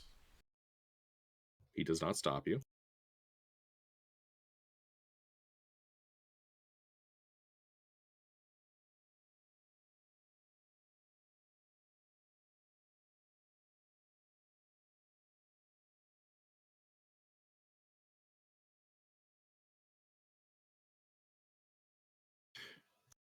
All right, yeah, you ritual cast your identifies. Each one comes back as what he claims them to be.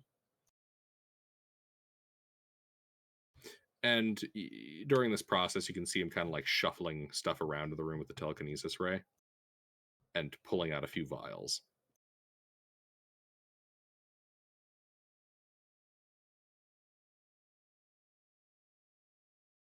Kind of stacks them up nearby. He did say he had higher end potions too, at least a couple of them. Are you satisfied with the results? Yes, I am. The items are, in fact, what you say they are to be. So I'm looking at this scroll.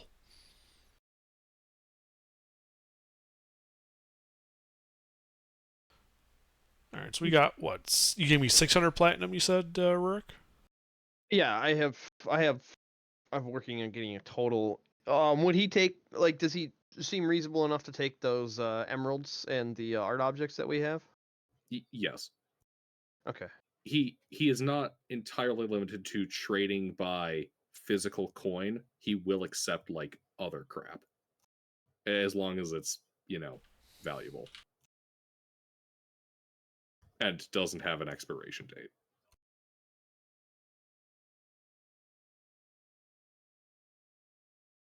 I had someone pay me with eggs once. Oh, that must have stank after a few days. It did. Underdark, not including what you have in your pocket, but including my entirety of my pocket, and the art objects and stuff that we have 16,000 to work with. Okay. Well, we should just buy the scroll and the cloak just outright.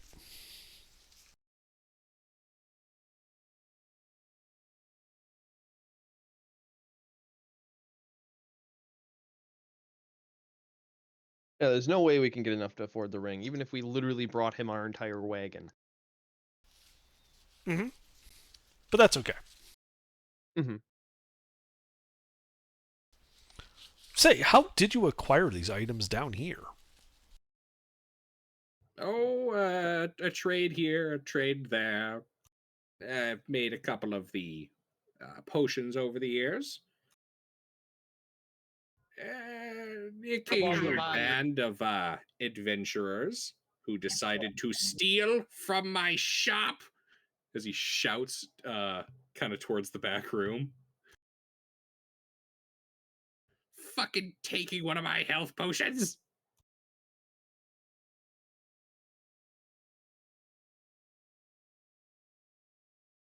What potions does he have? Well, in addition to a pile of health potions, 10 total, most of which are actually elixirs of health.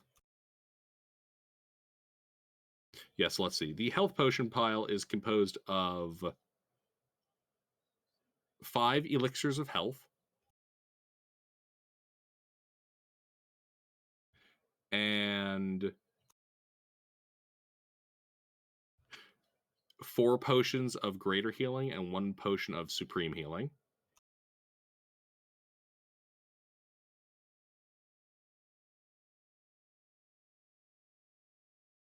A potion of, 2 potions of Hill Giant Strength. 3 oils of slipperiness. A crate of 24 wakeful rest potions. That we can buy.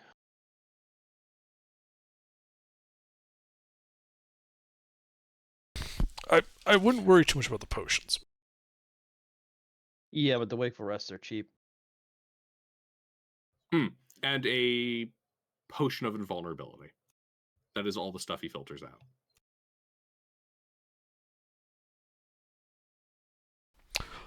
Do you deliver? Deliver? Yeah. Been a long time since I've sent anything out. I kind of don't have any more henchmen. You know, I have a proposition for you. You see, we, as I point to all of us, are a traveling adventuring party, as I'm sure you've surmised. And we have a ship. And we go from port to port, seeking our fortunes. And we pay for the ship and all that by trading at the ports. What I'm proposing here is you join up with us. Join our ship. You can get your wares out and about to a much wider audience, some of whom might, be willing to, trade in goods and all that type of thing. Get a little bit more inventory overturn.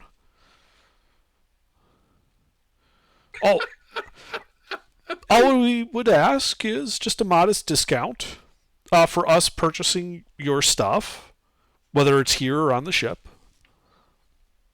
And in return, we basically we can act as your distributors. Under we can cart you and your inventory around. Underdark, are you straight up trying to poach my beholder shopkeep? Yes. Yes. And I 100% support it. I love this idea. Also, because that who would be is going fucking to hilarious. who would fuck with our warship when not only do we have Ballista and Mangalores, we've got a fucking beholder that's going to be pissed that you're attacking his shop boat.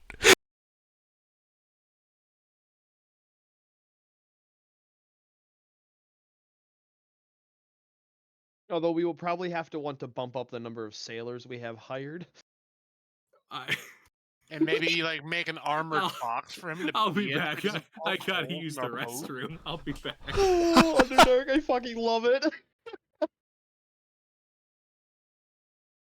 I mean, why kill him when we could just work with him? Don't kill those you can suborn.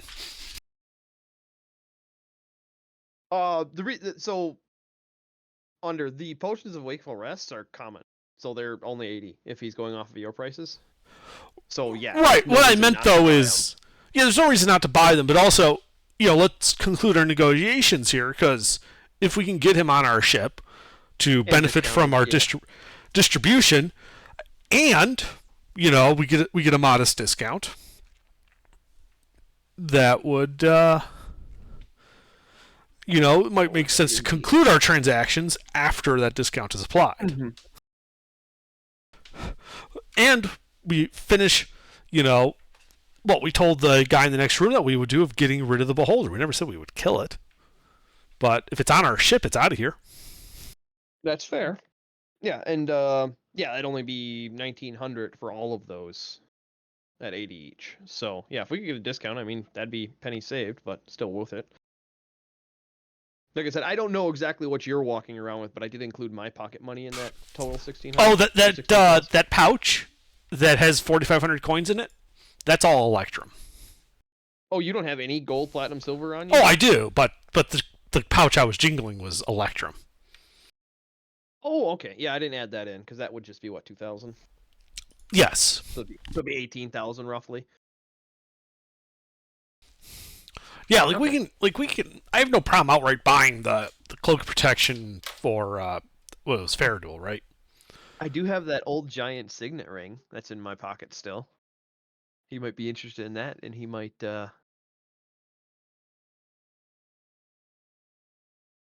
handsomely for it. He seems to like shiny stuff. And I do have the fancy thieves tools still that are worth 200, so that's my get out of jail free card in case I lose all my money. I still sell my thieves tools for 200 gold.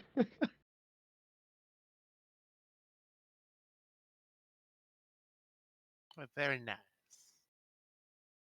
Oh, and then I do have we have all of our diamonds, party diamonds too. So we actually do have quite a bit of walking around money if you include selling shit. Yeah, but while the ring of spell turning's nice, getting the services of a beholder shopkeep would be better. And it would be fun to have that NPC on our boat whenever we go back to it. Mm-hmm. Because every time we make port, he'll probably end up with new inventory. And new enemies, because some people might not like a beholder in their city. Yeah, but what are they going to do about it? Yeah, he seems well-mannered. Well, he can stay on the boat. We can always just help him deal with that, or we can make some of the crew do that. Well, I mean, he can quite literally handle an entire city guard himself. Well, that too. That's what I meant. Like, what are they Does going to not do need about help it? handling low level. But no, hold on. The problem is I'm worried about our boat if it comes to that. Well, between you and I, we can fix it up pretty quickly. That's why I wanted him to put his inventory on the boat. He won't sink the boat if it's got all his stuff on it. I mean, do you see the shop? And Mostly yet, intact. most of it survived. Most. Really, I mean, like Rurik is air quoting. You guys can't see him. Most.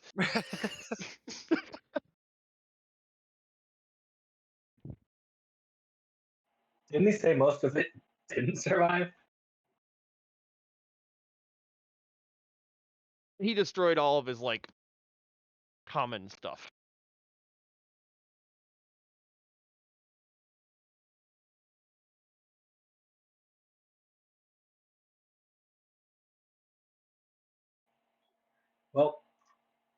I'm sure he won't sink the boat, since that would involve all of the stuff being lost into the ocean. Yeah, exactly. So if we'll just get some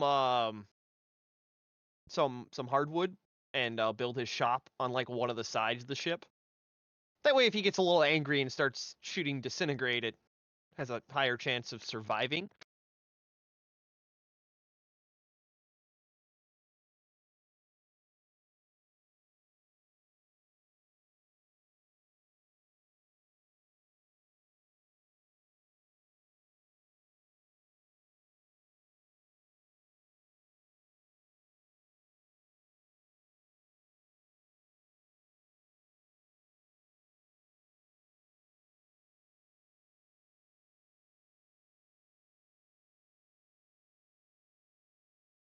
I'm imagining we probably had some improvised rampart built on the ship so we can unload the cart easily.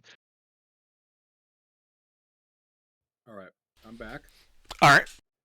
That's absolutely fucking hilarious, Under. I would love to bring this guy along with us, just because Fucking the put a beholder on a boat. Uh-huh. the NPC interaction. I would love having this guy just to chat with every once in a while. Like the local mafia comes to like try to like fuck with our boat. Beholder pokes its head up. Hey guys, fuck off! Did you come to shop? No? Warms up disintegrate eyeball.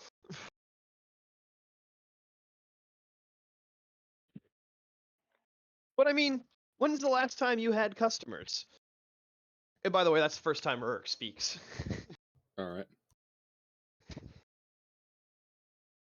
Ah, the invisible creep shows up finally. Well, shows up is a bit of a misnomer there.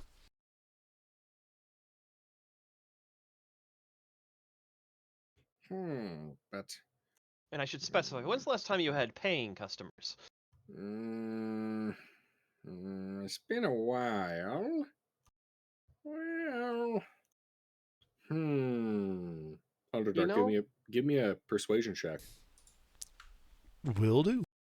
You guys got any goofy shit you want to do with that? Does he have advantage from us, me persuading and helping? It's like, when have you last had customers? Do you have proficiency in persuasion? Oh, no, I don't, so no. I could use my storm rune, and for the next minute, every 6 seconds, I can give advantage. On ability checks?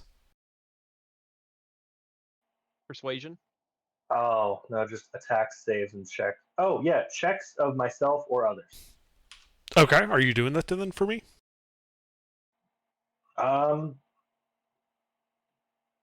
Sure. Do you think we'll be making more rolls? Possibly. Yeah, all right, let's do it.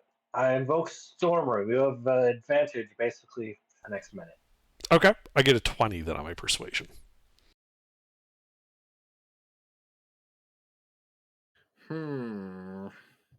As tempting as the offer is, I am afraid I must turn you down.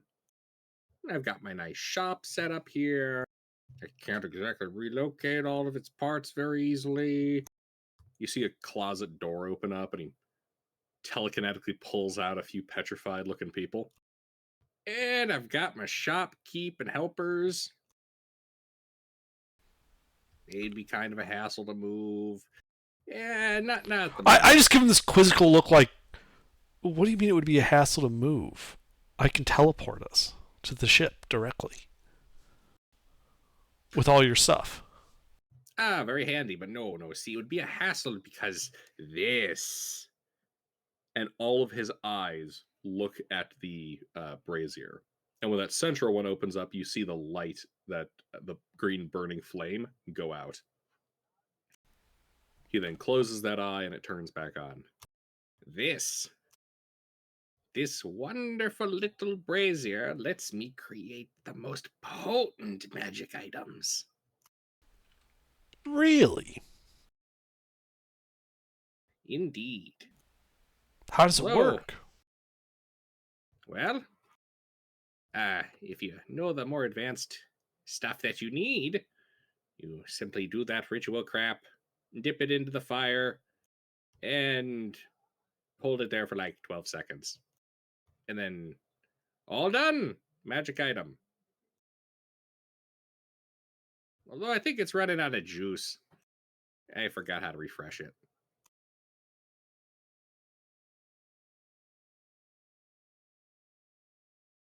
Still, it'd be bad business sense for me to move and not, well, when it still functions.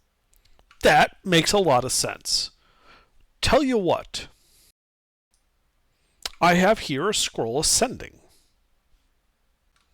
I'll leave it with you. When this eventually fails, give me a call. We can work something out then. Sounds very reasonable so far. I shall think on it. Alrighty.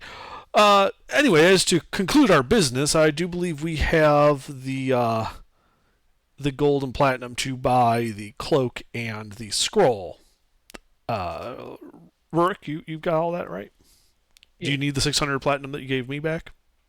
Yeah, I would. Okay, I just give it all to you. Like here, like we start piling it up. Like here's 600 platinum. Excellent, excellent. And you can see him rubbing two of his eye stalks together as if they were hands. Yep, 4,000 electrum. No, I don't need that. Well, I mean, we can use it here if you want to. I'd like to use it here. Let's just use it here. There's no reason not to. All right. That's 4,500, right?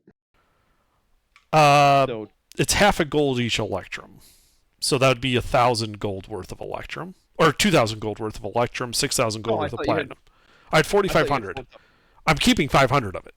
I'm only putting out 4,000, so it's 2,000 gold worth that, 6,000 gold worth of platinum. Yep, and then I'm gonna add the art objects and all that crap up.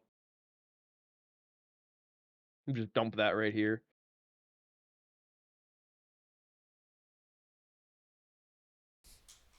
Okay, yeah, we purchased the Crumfrayer scroll and the Cloak of Protection, which we give to Faradul. Indeed. Awesome. As you confirm your purchase, you see the telekinesis ray grabs some gift wrap paper and a mahogany scroll tube, fold up the cloak, package it up in a little parcel, and float it over, and then put the scroll into the rather nice mahogany scroll case and pass it over. Very nice. And I put it in my bag of holding. Ooh, that's some nice, rich mahogany. It is. Mahogany.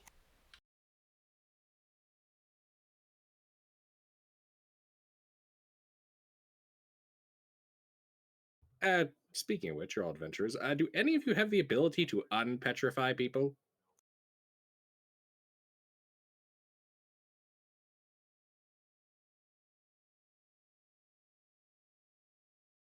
I just No? look at Derek. Yeah, Varric would be the one in our party who might be able to do that. You there, priest! Can you unpetrify people?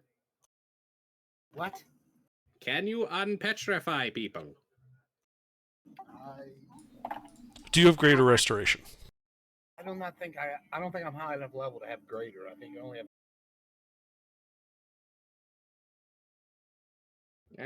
Fiddlesticks. I'm not. No, I'm not high enough level. I'll get it next level. Give us a day, we might be able to fix that. Ah, yes, I would gladly pay you for your services in that regard. Well, I may have converted most of my staff into statues. In the case of Sweepy, it was because he was old and I didn't want him to die on me. In the case of the other two, it was mostly accidental. Indeed, Well, it at least happens. they aren't going anywhere, so they're well preserved.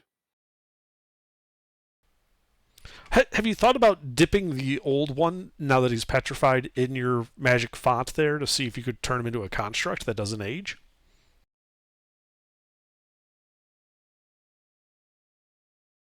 Oh, that's an idea. I'll have to do that at some point. Any potions under? Nah, I don't need any potions.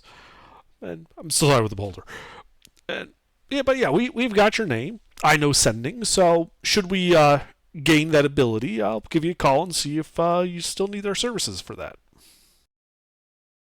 Excellent, excellent. To facilitate me coming back here, is there like a bit of like excess stonework from the wall that we could chip off that I could use as a teleportation marker? Ah, I've got something even better for just those circumstances. You see him open up another cabinet, despite this one missing its top, and pull out a chunky stone tablet. Ah, that would do nicely. It reads. Actually, wait. Do you understand deep speech? Not naturally, but I do know the comprehend languages ritual, so I can understand it eventually. Alrighty.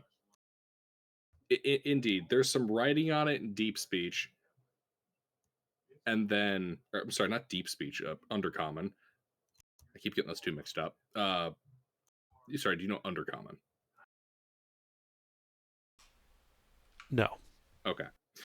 Okay, yeah, so it is undercommon, not deep. That was fucky wucky on my part. And on the top of it is a big old eye with little hands holding like a scale and a bag. Is this like straight up like a marketing pamphlet? Guess you'll find out when you read it. Well, it takes 10 minutes to do a comprehend languages ritual, so I'll just do it while reading it. Yes, it is in fact a marketing pamphlet. Excellent. I just like tuck that away, and I'm like, all right, great, we'll be able to find our way back here then. No problem at all. What's his name again, Gilbert? I didn't write it down. Can you just put it in chat?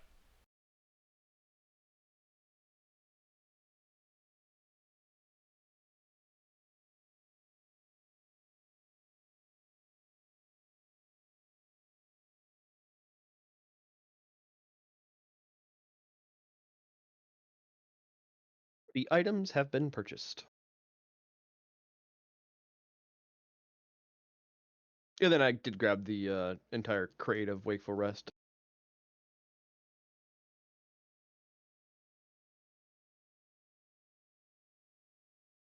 Even without a discount, it's still worth having them. Sure. Yeah, absolutely.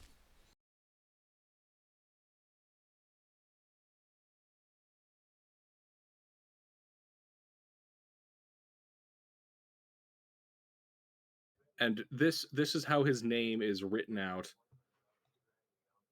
on the pamphlet.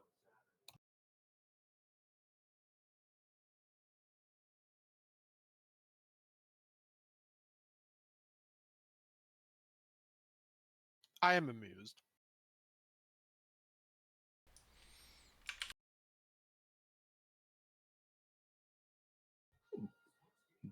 Bletholumplar. Bletholumplar.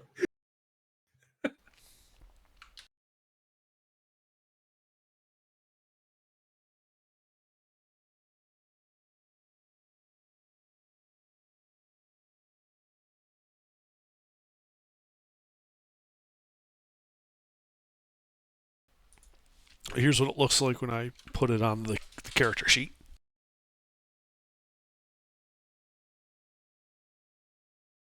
Really fucking tiny. It really squeezed that in there. He really likes to emphasize himself as the all-seeing shopkeep of doom. Doom. I look around and it's like, yeah, he's very much the shopkeep of doom.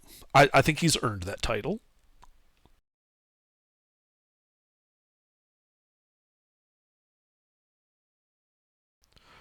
And I do hand over that scroll sending, by the way.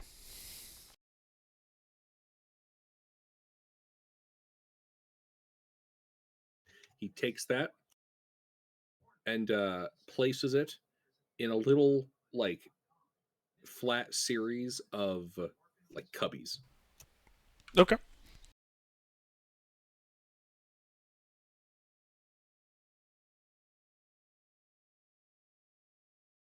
Which are all labeled business contacts, debtors, enemies, bigger enemies, deadbeats, and possible return customers. Which one did he file us under? Business contacts. Nice.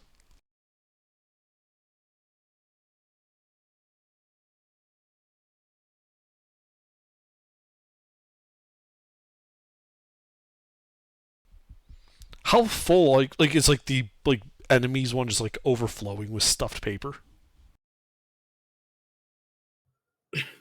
Yes. Yeah, I yes, figured. it is. No surprise there. The deadbeats part is actually pretty empty. Yeah. Being in debt to a beholder and not paying him tends to be somewhat hazardous to one's health.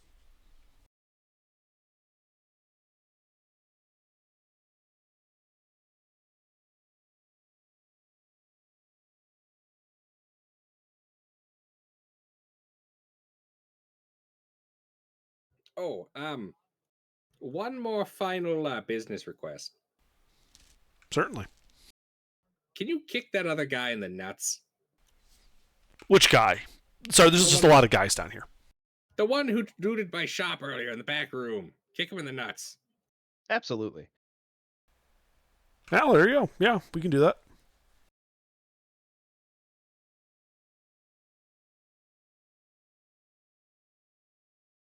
Excellent, excellent. And he just kind of begins floating off around the room. Telekinetically picks up a little dustpan, starts sweeping up the dust.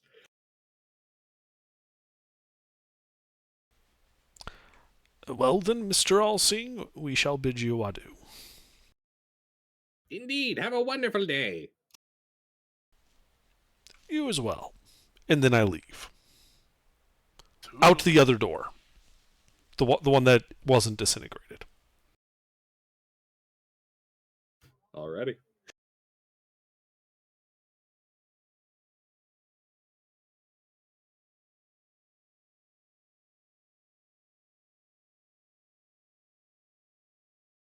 Rest of you leaving with? Yep. Alrighty. Well, you guys are now in front of the shop. You can see a big stone sign right above the doors, looking very similar, having a very similar icon to what the business flyers had. Makes sense. Strange sense of location, but you know, well made and well done.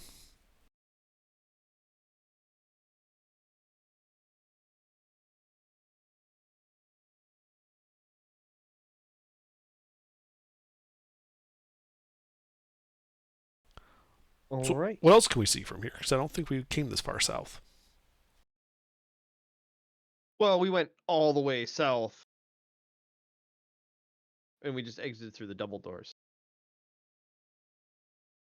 Well, you can actually see that this area opens up into a larger cavern extending south.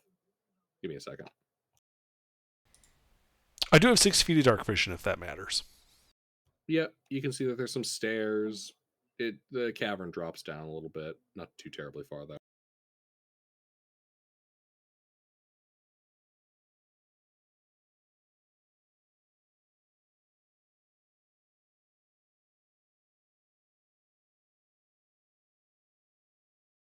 And you can see down there is what looks to be like a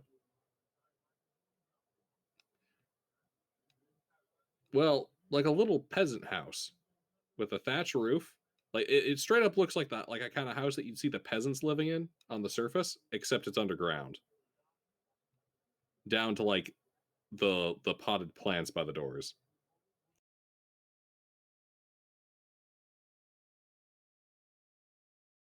Is this a strange mine? that may very well be why they called this the new weird shit area. Certainly fits. You're just casually mining for tin and come across a beholder shop. Methinks the dwarves dug too deep. Of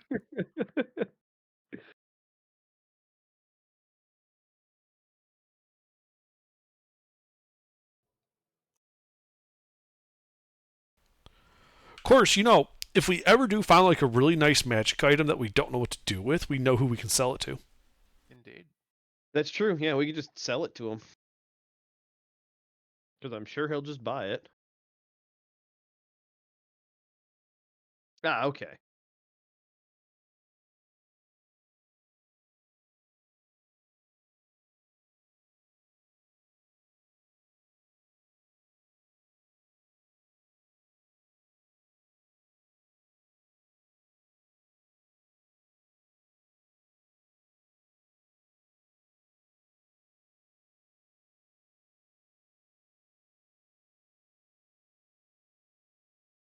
Well, I think we descend the stairs and check out the peasant hut.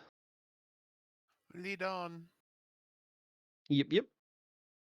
I spool out my string and start walking towards the door, and then immediately start spooling it back in because there's a door and I need Fairduel. Yep. Door expert here. Doors and almonds. That's who you come to for me. Anyway, I checked the door. The door is a door. Thank you, Captain Obvious. It's also ajar. Oh, What's in it? well, Taking a peek? yeah, I'm gonna take a peek. Well, most Alrighty. jars have see-through sides.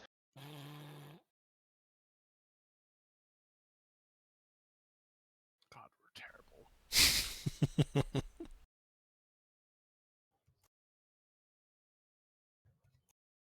1 second. Did you just give Gilbert an aneurysm with that? I don't know.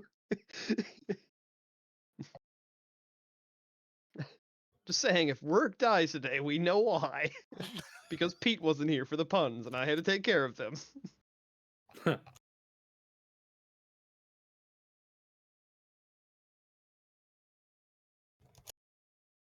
All right. Yes. So you look into there, and you can see several beds, a divider, a brazier burning, several nice area rugs, table, kitchenette, all that kind of stuff. Deja vu to smoke blowers fucking little shit show. Yeah, except there's no illusion magic in here. Oh, nobody's running detect magic, so I'll do a detect magic ritual. Oh my god, there's no illusion magic. Any magic at all? Nope. Huh. Nope. well, I guess we'll check the place out.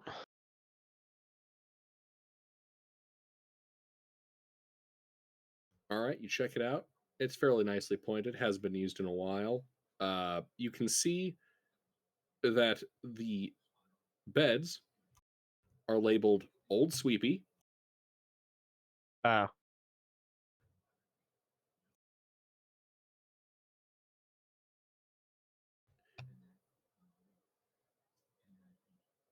Amata, yep, we're picking up what you put down. and Dormer. Well, that would explain why it looks deserted. They're a bit stoned to sleep here.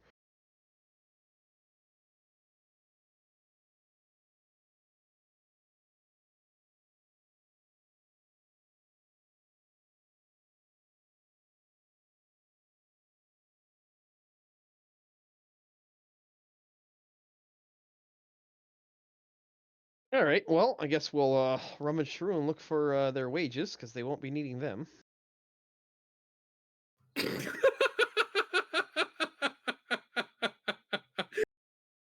Wages. Yeah, that There's was the no joke. money in here. I'm sorry, that was funny. Hey, Burger. The beholder paying them wages, not likely. Hey, Burger, do you happen to know Greater Restoration? Or Next Level? That, Actually, no, Paladins are halves, aren't they? yeah. Gilbert, is there a chance to swap out for Druid or no? You know I possess zero subtlety with how drop in, drop out works. You know Well, what? I'll take it. we could run into them in the next room. Who knows?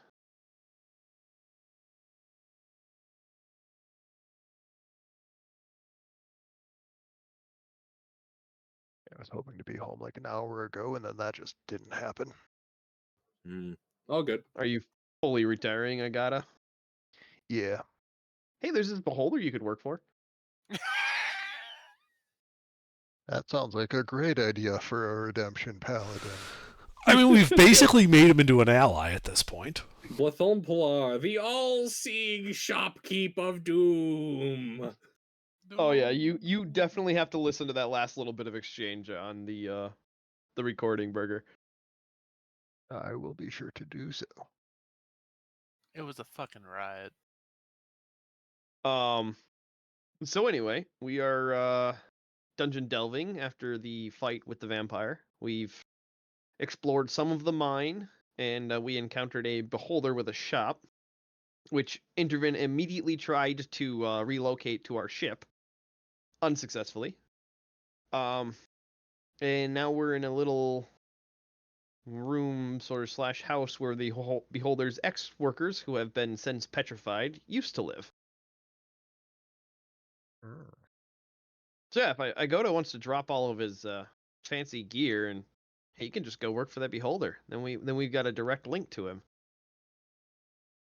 Ex-workers? What do you mean? They still haven't left for their shift. They're just on like the worst case of overtime ever. You know, that sounds like a plan. Maybe not a good one, but Agoda doesn't have a better one. So, yeah. The only fancy stuff Agoda had was a mithril plate mail question mark. Yeah, Mithril. Yeah.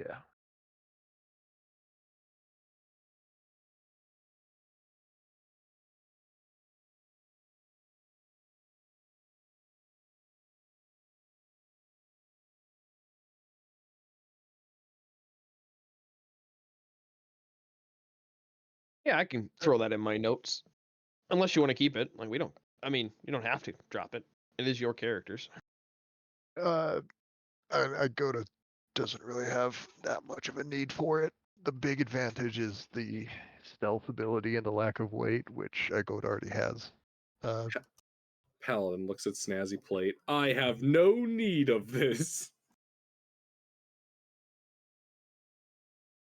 It's less Agoda doesn't have any need for it, and more the party will probably have more need than Agoda does.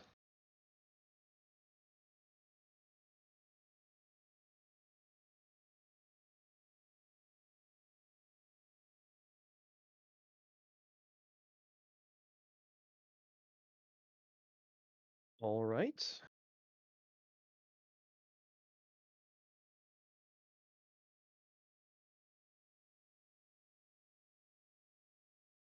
Well, don't want him going unarmored against the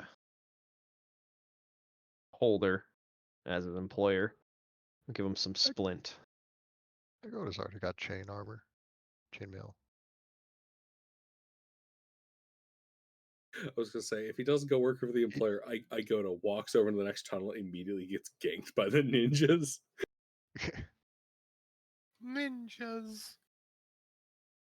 He never sold his starting armor, so I still got that chainmail. Well, we have an extra suit of plate. Like, we have 2 suits of plate, or not plate, splint. Hmm. So you just Splint take that. better. All right. I think splint is better than chainmail. I might be incorrect. That might depend on what your dex bonus is, because I'm pretty sure splint is heavy and you don't get a dex mod bonus. But chainmail is no, Well, chainmail is also heavy. Samuel's also. Yeah, it's oh, just yeah, it's just. Splint I was is- one thinking the more. chain shirt. Yeah, it's just one more better. It's just chainmail is a lot cheaper.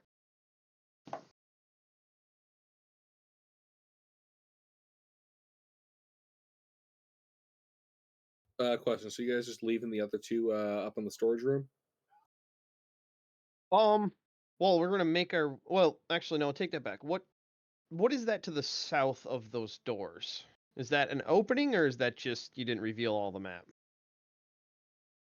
Because if that's more Oh. doors or more pathway to the south, then yeah, I would probably retreat back to. Yes, there is a passage that goes south there. Yeah, so I'll retreat back to the room where guy 1 and girl 2 are, and let him know, like, hey, there's a little house down here with some beds you could probably rest up in and be a little more comfortable. Also, you don't have to worry about the beholder. And also, I kick him in the nuts. I'm invisible. I know it will turn me visible. Damn it! I know it'll turn me visible. But it was totally worth it. Indeed. He picks up his compatriot and carries her over to the cabin down there. And I recast invisibility on my. That was nearing the end of it anyway. I mean, I only do 1 damage, so. You hear the beholder in the other room. Ha ha! Jackass! That's what you get!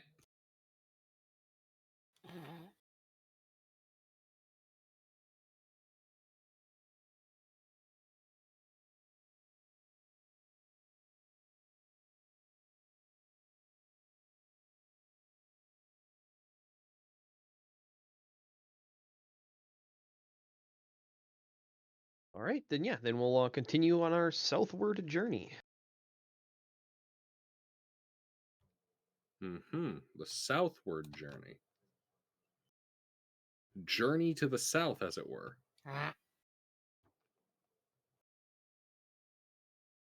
Oh boy. Oh, way down south in the land of traitors. Well, I mean, it's not like this is Gregorio and we're gonna get lost with him leading. Count our blessings. Who's Gregorio? My pirate. He has a an idiosyncrasy called I always claim to know the right way, but frequently get lost. Unfortunate. Also, don't know, the it's been ship's pretty funny. navigator. No, I'm kidding. I'm not the navigator. We hired a navigator. I'm the navigator. No. For our Friday Pirates campaign, my character has a funny idiosyncrasy that we toy with. Ah. He tends to get lost. Freaking Morkborg campaign stuff. But anyway, yeah. So I will continue to the south. Yep, second land veil.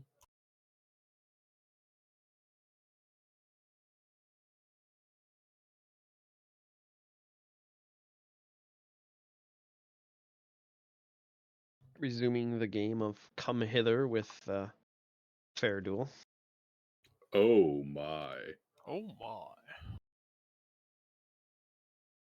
All right. My oh!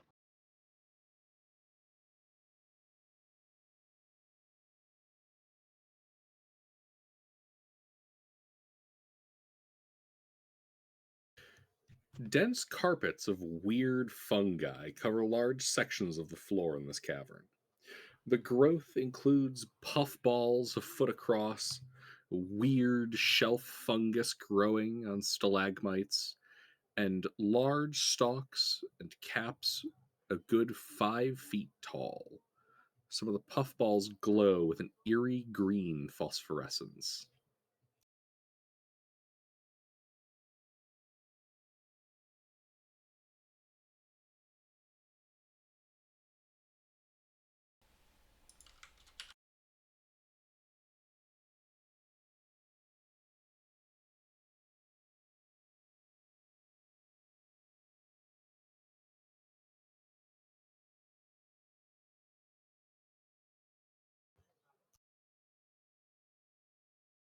That came through, right? Yep. Yeah. Okay. Waiting for the map. That's why I haven't spoken.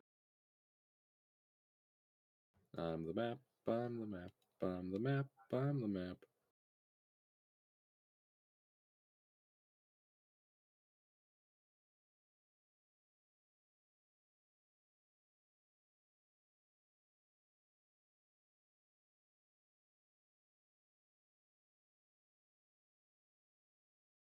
Ah, okay. So there is pathing through it without having to directly touch the mushrooms.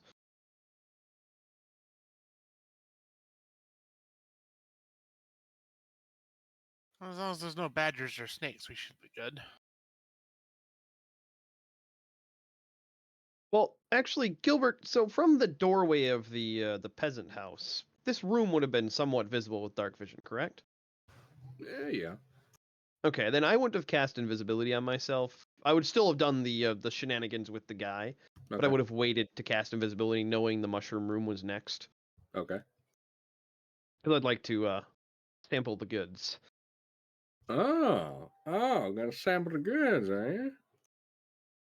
Well, you already knocked me unconscious with one mushroom, which I immediately claimed. Might as well, get the full set. Okay.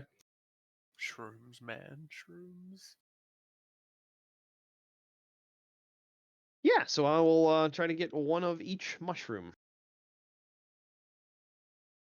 Okay. I'm assuming Intervin will do some stuff while I'm foraging. If you're foraging, I'm probably not just going to start lighting the room on fire then. Are you not going to detect magic and see if any of them are magical? I can do a detect magic, which won't see if any of them are magical, yes. I mean, it's a room full of mushrooms. Imagine if it was a room full of magic mushrooms. The fun we could have. You and I both know. Then it'll just end up like this.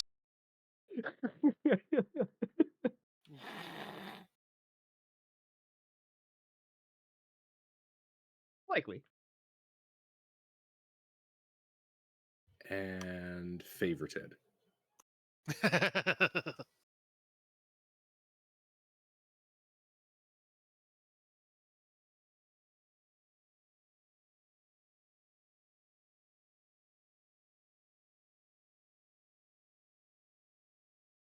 Alrighty, so you said you're detecting magic? Yes. You detect no magic. They're perfectly Alright. mundane. Go eat one. I start eating all of the different types to see what happens. Okay.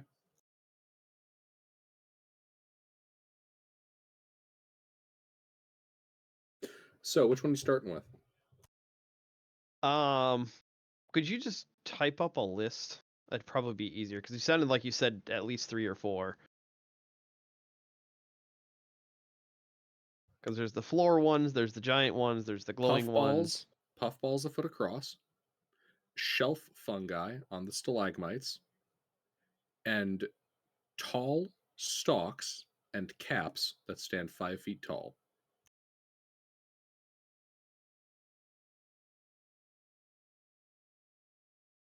Do you want the ball, the wall, or the shaft? Can I make a survival check to tell him if any of those are likely to just outright kill him? I will accept survival or nature, yes.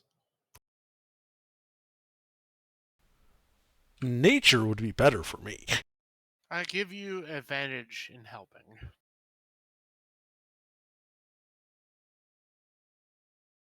I'm going to eat them anyway. That's nice, but I'm going to inform you of the risks beforehand, so you can make an informed decision to eat them. All right, so we've got water orb, Trillimac,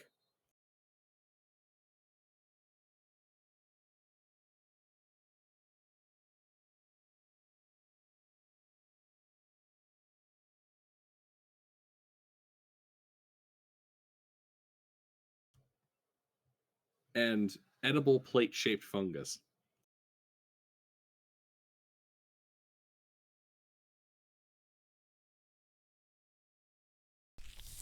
So I point out the ones like that one's likely edible. The rest are probably going to kill you. Oh, okay, I should clarify that. So, water orb is a bulbous fungus that grows and collects moisture. So portable water skin or mushroom water skins. Almost. Like, think more like a sponge for a water skin, but yeah. All right. So we got food, we got drink, and we got nice. Trillimac is a mushroom that grows to a height of 4 to 5 feet with a broad gray-green cap and a light gray stalk. Leathery surface can be cut and cleaned for use in making maps, hats, and scrolls. Its surface takes on dyes and inks well. Oh. Additionally, the stalk can be cleaned, soaked in water for an hour, and then dried to make a palatable food akin to bread. Interesting. Well, then I guess I'm most interested in the 5-foot tall mushroom tops. Cool paper. That's what I heard. We should harvest all of that. Yep. We get to chopping. All right. So you collect 4 water orbs. No, just the 5-foot tall mushroom tops. Oh, okay. That's it. Okay. We have no need for food or water, just paper. Okay.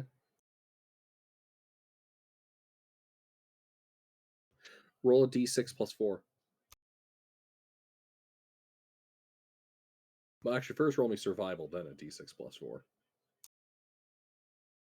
Yeah, Faya and Fairduel, you guys want to help with the chopping down and harvesting of these mushrooms? Why, certainly. I believe you guys are both survival focused, correct? More or less. I am proficient in it. I am proficient in it and have a +1. I have a +3. All right, Fairduel then. I can assist.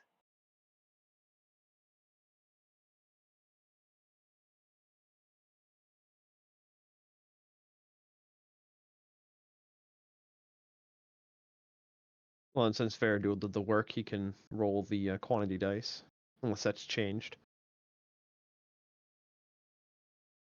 How much quantity? All right, d6 plus 4.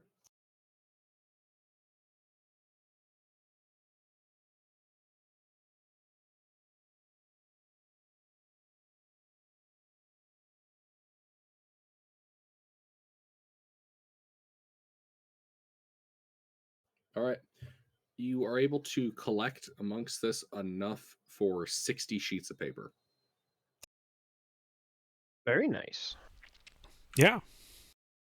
Mushroom leather paper. Mm-hmm. Shroom scrolls. We'll keep a couple of the those stalks that you said can be turned into bread. That seems interesting.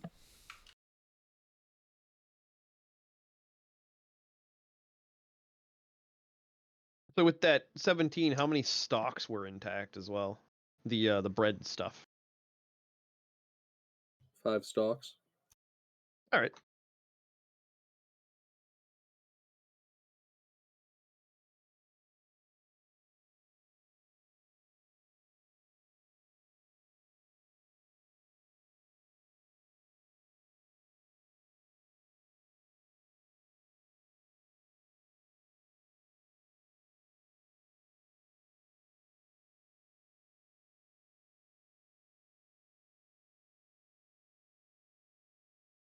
All right. Onward. And at this point, I will cast invisibility on myself. Wait, are you guys taking the stalks? Yeah. Okay. Yeah, I just noted the. I'm assuming Intervene, you tracked the paper. Yeah, I've got the 60 shroom scrolls. All right. Yep. And are you guys taking the ripple bark? Is that the stuff bread on one? wall- No, that's the plate one that looks like raw meat. The stuff on the walls and the spheres. Oh, yeah. We really don't have any use for food or water. We're Yeah. overstocked on that stuff. Remember, we bought like 600 rations in. Yes, DM, attack our food supply. Man, it'd be a shame if a mysterious attack destroyed all your food. Well, what are they going to do? Burn our fields to the ground? Yes. That's a mild inconvenience at most for us. I was gonna say, yeah, it would just be a. Well, shucks. Anyway, I will now make it my life's mission to put you guys in a position where you will actually die of starvation. That would never happen. We would end up eating one of the party members first. Uh-huh. And then bit by bit, you'll run out of food. maybe. There's no escape. There is. It's called teleport. Yep. Counterspell. Ha! I get 3 uses of teleport a day. Teleport again! Counterspell. Kill the enemy. We're still I level. was gonna right say, now. yeah. At Teleport. that point, after the first counterspell, we would capture that person alive. And torture him for all of his arcane knowledge. And then eat Yeah. him. And then eat him. Yeah. We're short on food. His legs aren't needed for conversation. They'll turn nicely over the fire as he can watch. So, how did you stop my friend from teleporting? As I chew on his toe. Counterpoint. Your All point right. fails. So yeah, we're taking the 5 stalks and the 60 sheets of mushroom leather paper.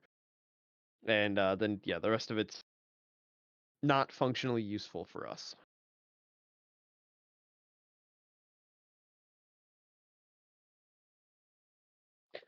Yeah, we're just shy of 9, like 400. So we will probably level up this week. 47672.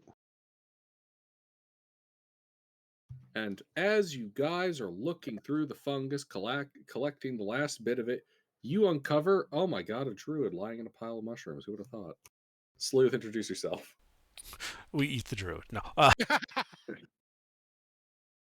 At least let me cast Goodberry before you eat me.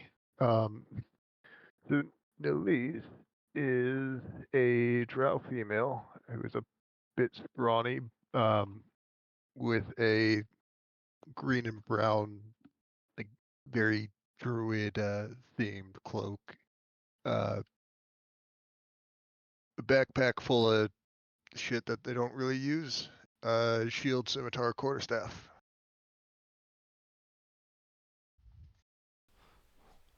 Are you a vampire?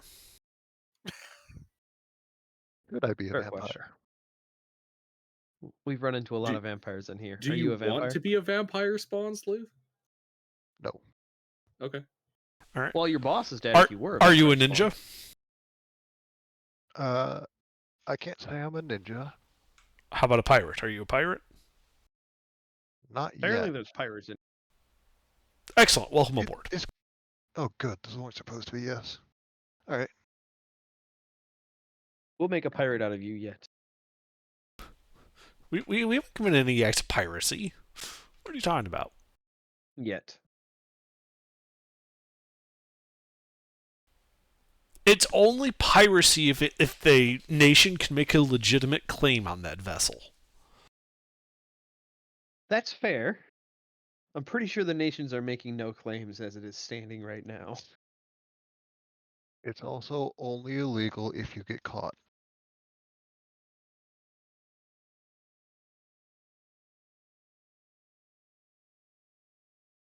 So where are we heading? I would guess, judging from the position of the sun and the moon, west.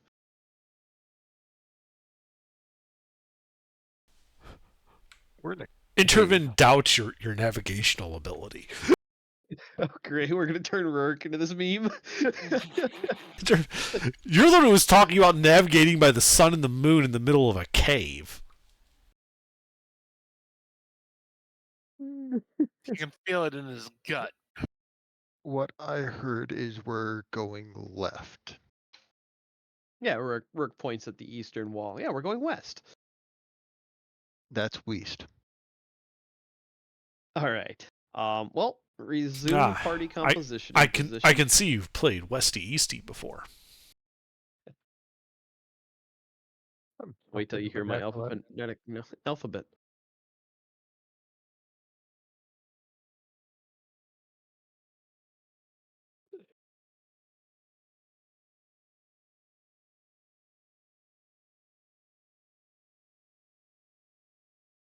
Right.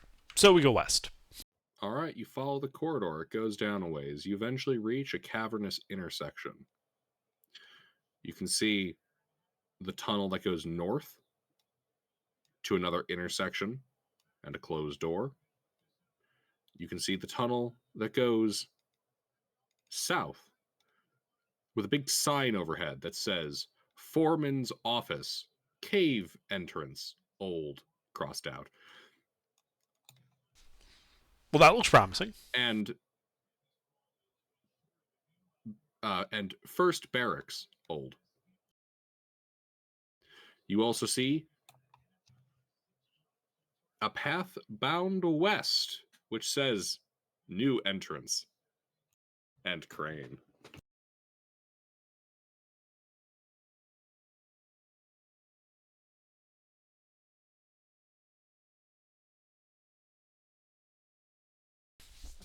Well, I think Fairduel's leading, right? Rourke is. Nope. I'm pulling him along with a string. Oh, yeah, that's right, because you're doing your invisible horseshit. Well, I have more health than him at this point, so. I mean, we could take a rest in the mushroom room. No. All right. I'd prefer to rest somewhere where the air is cleaner. The air was clean enough there. I had a nice nap. Druids.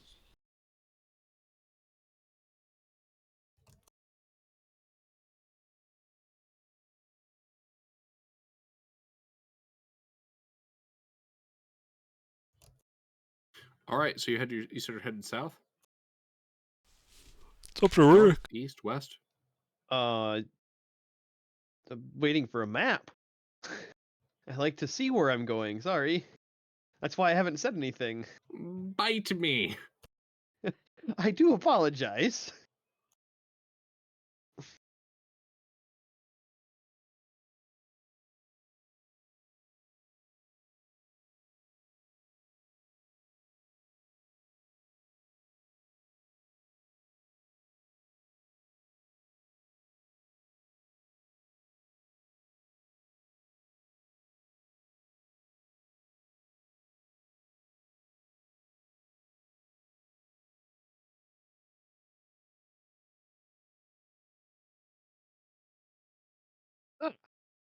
Well, north will probably lead back up to the smelter, so let's go south.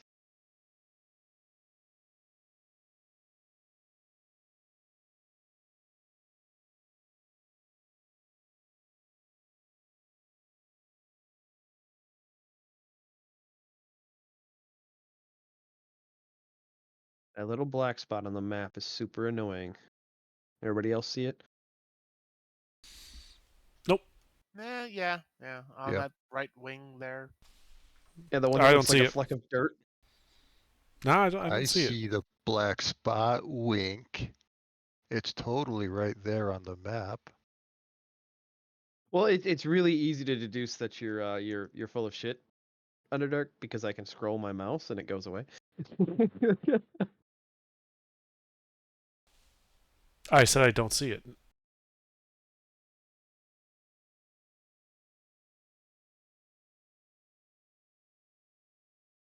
What are you talking about?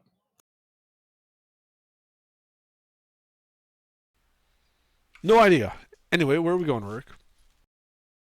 Sit south. Go down to that T junction and take a look around.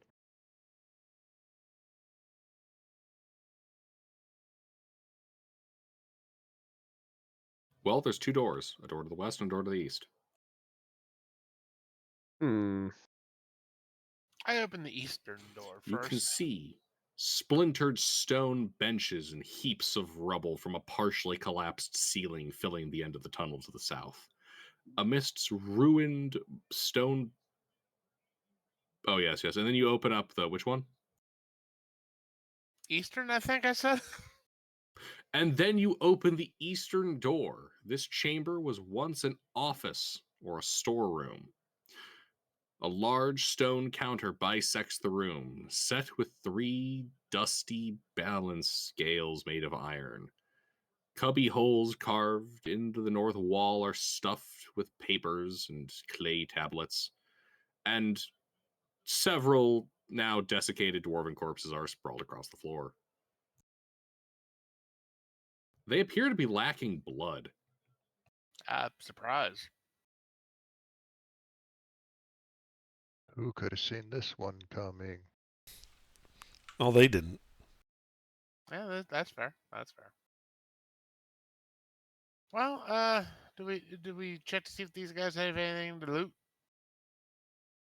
Always worth it. We search for loot. Alrighty. You guys begin searching for loot. And the bodies, alright. And I'll check for like hidden things.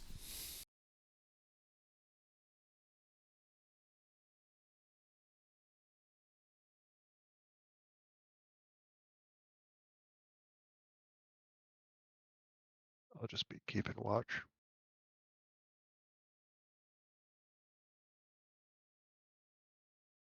Alrighty, so yeah, you guys poke around, and you find a chest, an iron strongbox.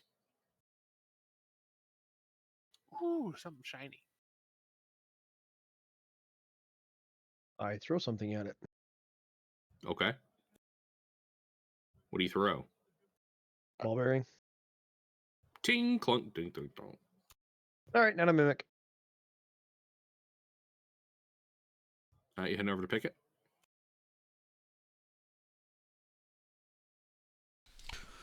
Wow, he's good. He can tell it's locked from all the way back here.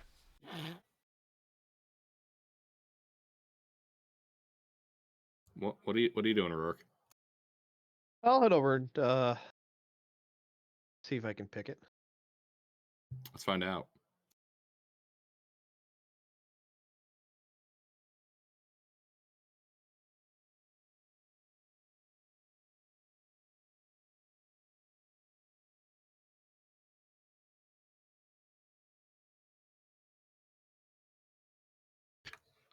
Click, clunk, it's open. And as it click clunks, the dead dwarves on the ground spring up, bearing their vampiric fangs. Is there like a sproing sound when they do that? Sure. Roll an ish.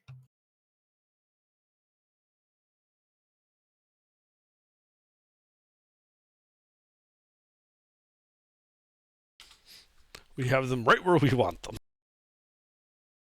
Tally ho, lads.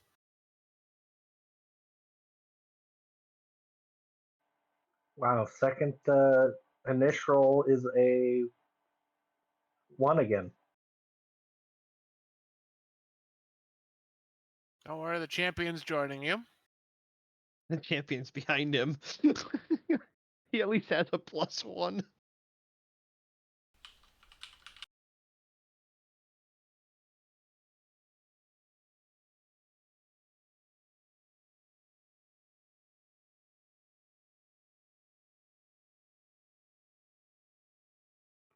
We'll see if the champion and I even get turns.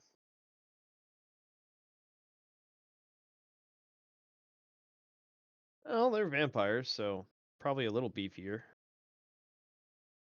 My apologies for the visual not being strictly accurate, but Yeah, it is what it is. Yeah. What do you mean? That's as accurate as anything is going to get. So you got the Dark Elf with the sword. You got people with bows. I think I have the bow on the right. That might also be an arm. Do we have a cat and a halfling?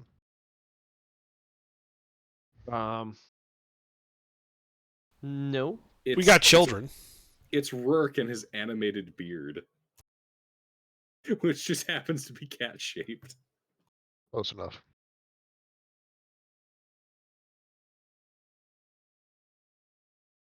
Alrighty. Well, Nillis, do you have anything that prevents surprise? Genre savviness. Okay, no. The DM's turn. Well, the vampire spawn are going to go attacking people. One on Nillis, one on Rurik. What? Picking a lock does not make me visible. Does it? I always thought it did. Let me double check.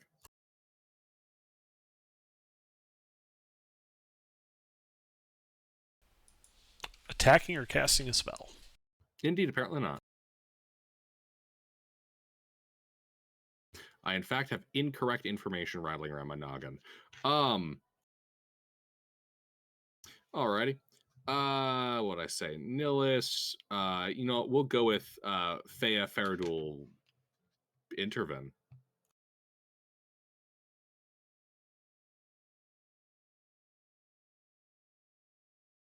All right, so we'll we'll go chat order. So this will be Varric. Who'd I say? Varric, Thea, Interven, Nillis. That works for me. Varric, does a 23 hit you? Yes, it does. Okay, vampire grapples onto you. Thea, does 13 hit you? No, it does not. Alrighty, 22. Does that hit you, Interven? Yeah. Yeah, it does. Yep, the dwarven vampire hops on your back. Ah, get it off, get it off, get it off! Oh, great, they're jockeys. Oh God. And 9. Does that hit you, Nillis? Nope. Okay. So those of you that have been grappled, so Varric and Interven,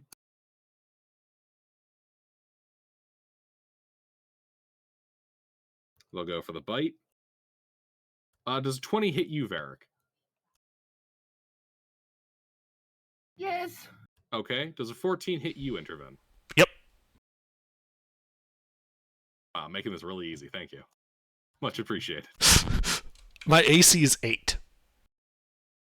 It didn't need the mod. Well, it would have, because I could have shielded. How is your AC 8? My dex is Yes. 6. All right. So, Varric, you take 11 points of piercing and necrotic. Interven, you take 9 points of piercing and necrotic. Ow, ow, ow. It's biting me. Ow, ow, ow, ow, ow. Get it off, get it off. And your maximum hit points are reduced by an amount equal to the necrotic damage taken. All right.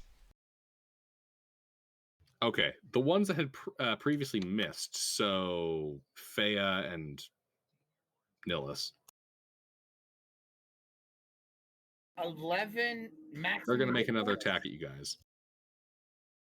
14 against Thea. Nope. All right, a 23 against Nillis. That'll hit. Okay, that dwarf is on your back now. Alrighty, Father Varric. Ow! He's eating me! So thirsty, give us blood, juice box. Blood bag. Let's see here.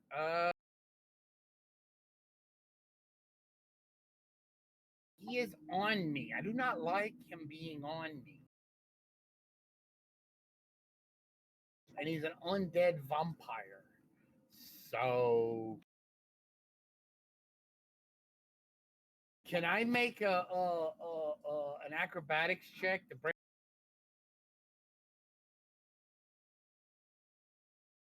You want to get out of a grapple?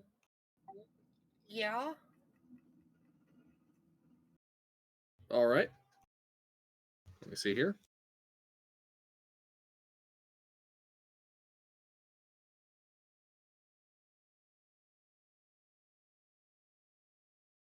Okay. So, what are you doing? Athletics or acrobatics?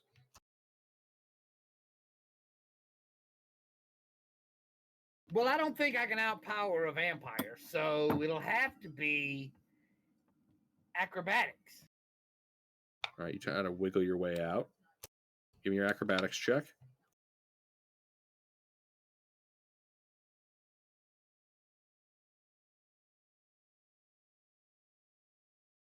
You got a 22. You got a 22.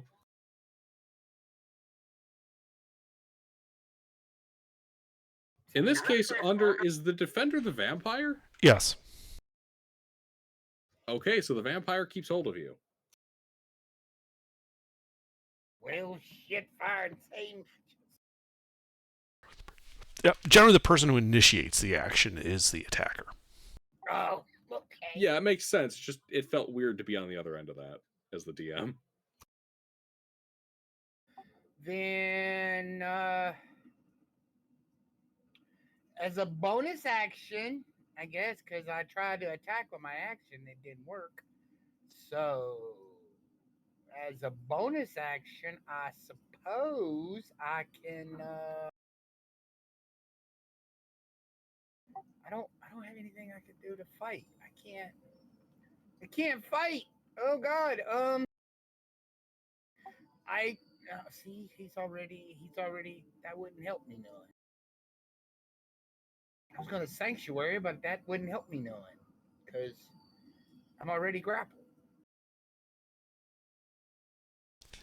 Well, it would because future bites are attacks. Oh, no, wait! I forgot. I do have a way to. Never mind. What am I doing? Misty Step. Forgot I had Misty Step. I'm gonna Misty Step away. Fucking tries to get out of the grapple. Oh my god, I feel so stupid. Teleports away. Or that's or like the lawnmower. That's what Father Rare did. He went, oh, damn it. And then just teleported away. Next turn, I'll get lawnmower. Got it. I'm going to teleport away and then move away. Alrighty. Anything else? No, that's it. I've used action and bonus action. That's it. Alrighty. Rourke.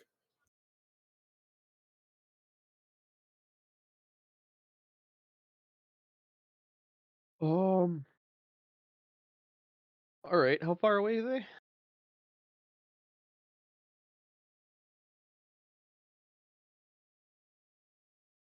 They are 10 feet away. Closest. How big is this iron chest? Kind of small. Torso sized.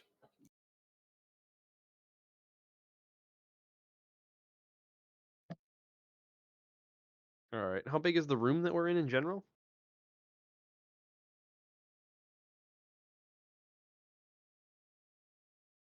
20 by 40. All right. And the vampire that is latched onto Intervin, how far is that? 30 feet.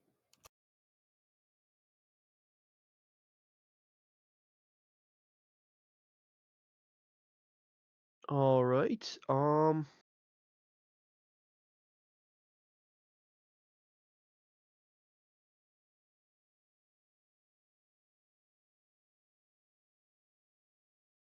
And in this room, what is the furthest I can get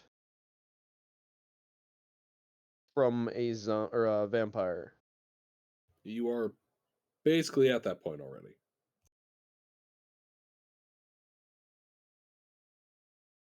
The only way you could get physically farther is by standing on top of the chest.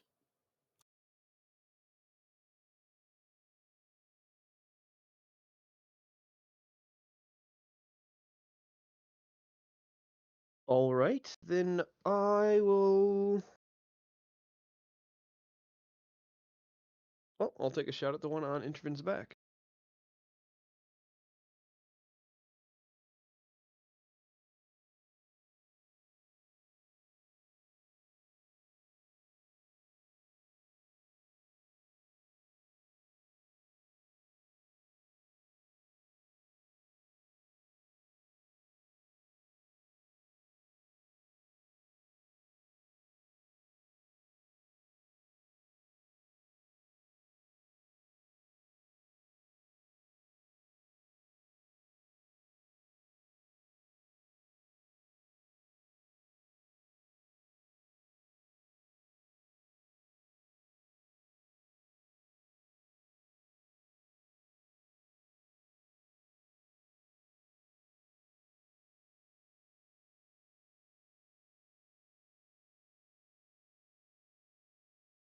That hits. Sorry, Discord took a little while, I guess, to update that roll. At least on my All end. good. Let's say it might be. Yeah, I think your connection has been a little wonky because you were asking earlier about something not coming through. 1 second.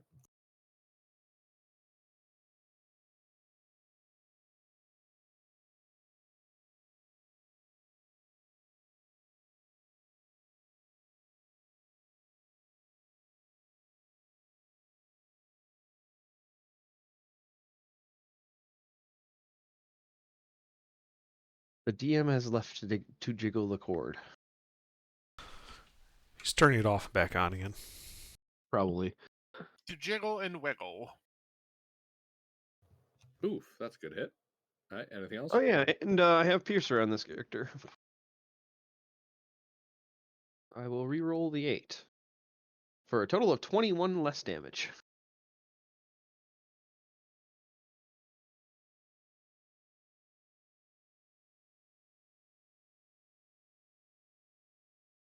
Alrighty. And that was the Faradul? one on Oh, yes. Interven's back. I'm not done. Yeah, I realize that. And then I would like to recommend Interven shoot it in the face, giving Interven the help action with my bonus action. Alrighty. Anything else? And you said there's nowhere I can move that I'd be further away from a zombie? You could vampire spawn, and you could stand up on top yes. of the chest, I suppose. I guess, but that's no. I'm standing behind Okay. the chest. Well, the chest is up against the wall. I stand next to the chest. Okay. Faradul? Alrighty, so I'm going to hammer the one that was on Varric, but since he Misty Step, it's no longer there. I'm going to Frenzy Rage.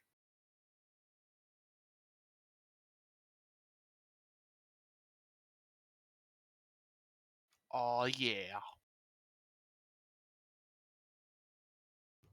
Man, it sucks to be this vampire spawn. 3 hits. 3 hits.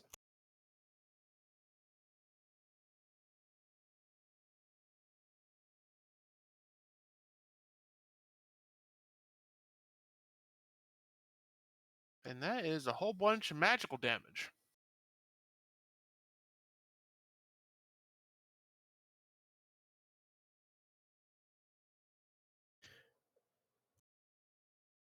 Oof.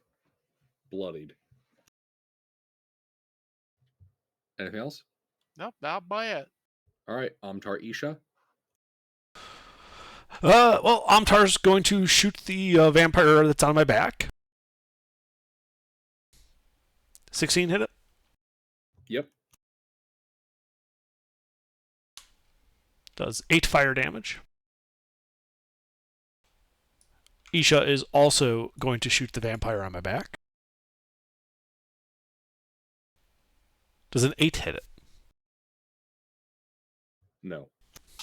Oh, then I guess she missed. That's it. Alrighty. Champion. He's going to come over and try to sushi the one that I Just attacked. straight up skip me?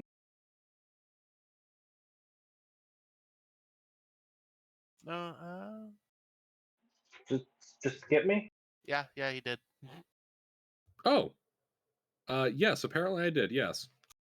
Fea. Sorry about that. It's all right. Don't let it happen again. So which one is bloodied? The one that was previously on Varric's back. All right. Well, I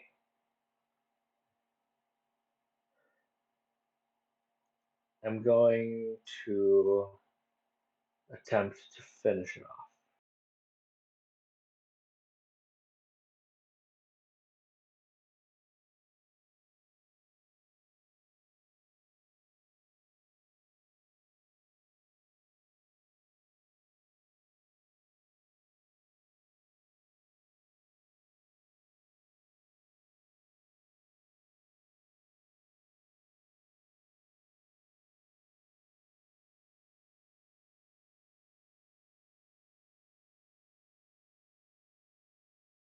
And re-roll all the ones.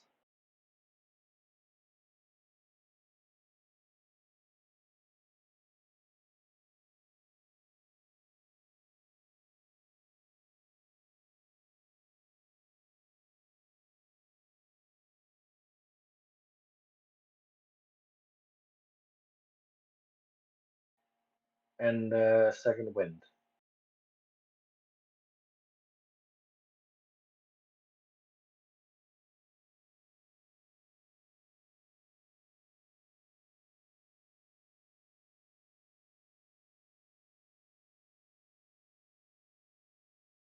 All right, so 7, 11, 13.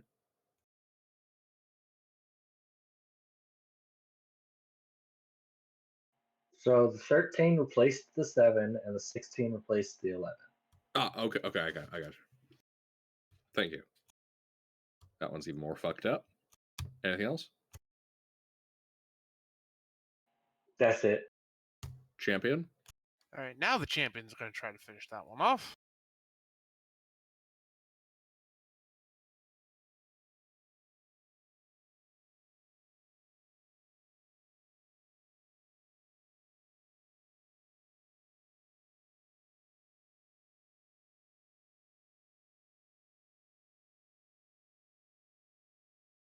Oh, damn. God, what is up with your second hit every group of 3? I don't know. I'm all right with it, though. Also, if you were a high level champion champion fighter, that would be 3 critical hits. Oh, shame that he ain't.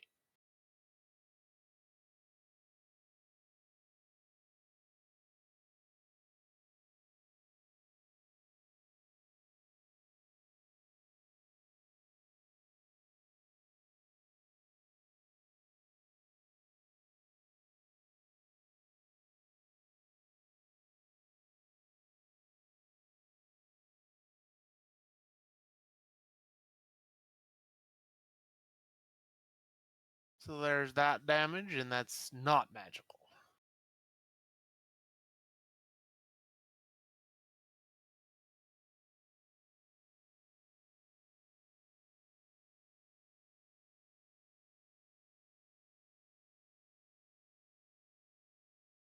That'd be the end of his turn.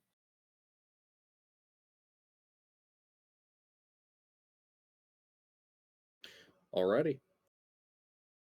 And that one's dead. Oh, good. Just destroyed. Alrighty. Took all 3 hits. What? Took all 3 hits to kill it. Yep. Vampire Spawn do have a surprising amount of HP. Intervene. There's still that one on my back, right? E. All right, I Misty Step away to like the out into the hall if I can see it. You can. Okay. I then Super Soaker the one that was on my back. No. Bad Vampire Spawn. Yes. Down. You have advantage. And no, this does not count as a naturally running body of water. That's it. You have advantage. Oh, I do have advantage. That's right. You Uh-huh. helped me. I recommended you shoot him in the face. I, in fact, do not shoot him in the face. You realize that, in fact, his tactical advice was really poor in this circumstance. It's one of those cases where it's like, now it's just a soggy vampire. Indeed. Varric. Varric casts some blessings on the almond farmer, Faya, and the champion. Oh, you're not doing the lawnmower? I mean, I only mention it because they're both concentration. yeah, I know. I would say in this circumstance with radiant damage, more spicy. Do that. Yeah, but how many of them are there? One's dead. There was 4, So there's 3. I believe. Yes. Yes. Fine, I'll activate Spirit Guardians and head towards the nearest vampire so he's stuck in my little aura. That's a spicy lawnmower. Yes.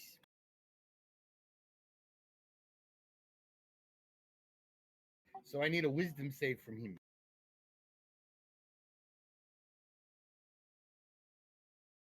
Actually, you need wisdoms from all of them. Oogie.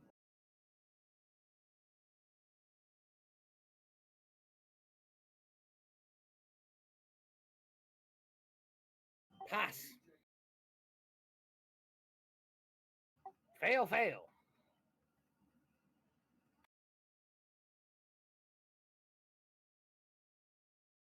12 points of radiant damage.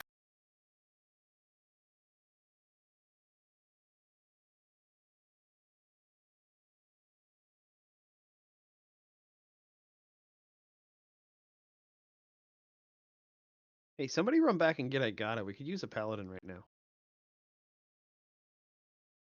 No. And I am doing. All right. Nillis? There's still one on my back, and nobody else has one on their back, right? E. All right. I'm going to cast Fuzzy Tractor on myself and wild shape into a bear. Oh.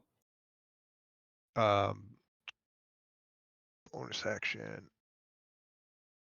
For my action.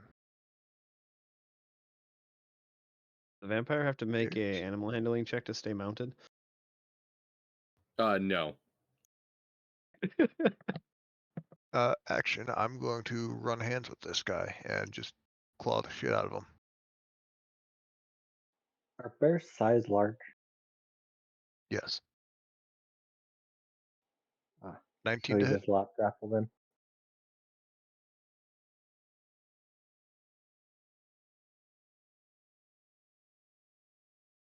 All right. 19 hits.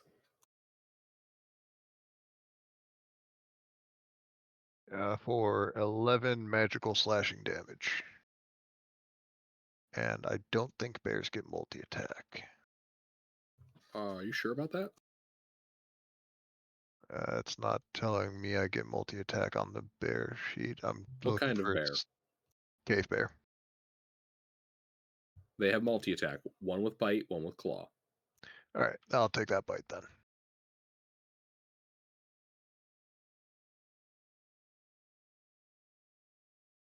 Now, what's really mean is using polar bears against level 1 adventurers. And then when they go to perform an animal handling check, they fail, and then you eat them by exactly the amount that you needed to eat them. That's not mean, that's funny. It was very funny. And that's another 13 magical piercing damage. That is deeply uncomfortable. Good. And that's my turn. Vampires. They want blood. This one's going to try to get Nillis. Does 20 hit you, Nillis? 20 does hit a bear. All right, they grapple. Does this hit you, Nillis? 12 is the armor class of a bear. All right, you take 9 points of piercing and necrotic damage. Your maximum hit points is reduced by a number equal to the necrotic, so by 3. Is that the bear's max HP or mine? Well, it would be the bear in this case. All right.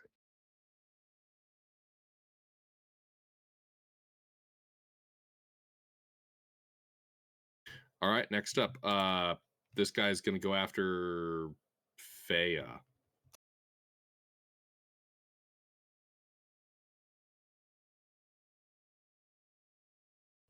Does a 16 hit you, Fea? Yes, but isn't that a 12? What did I say? 16? Said 16. I'm thinking of it. Yeah, no, ignore that. It's a 12. I You're- meant 12. You're thinking of my armor class. Yes, I'm thinking of your armor class.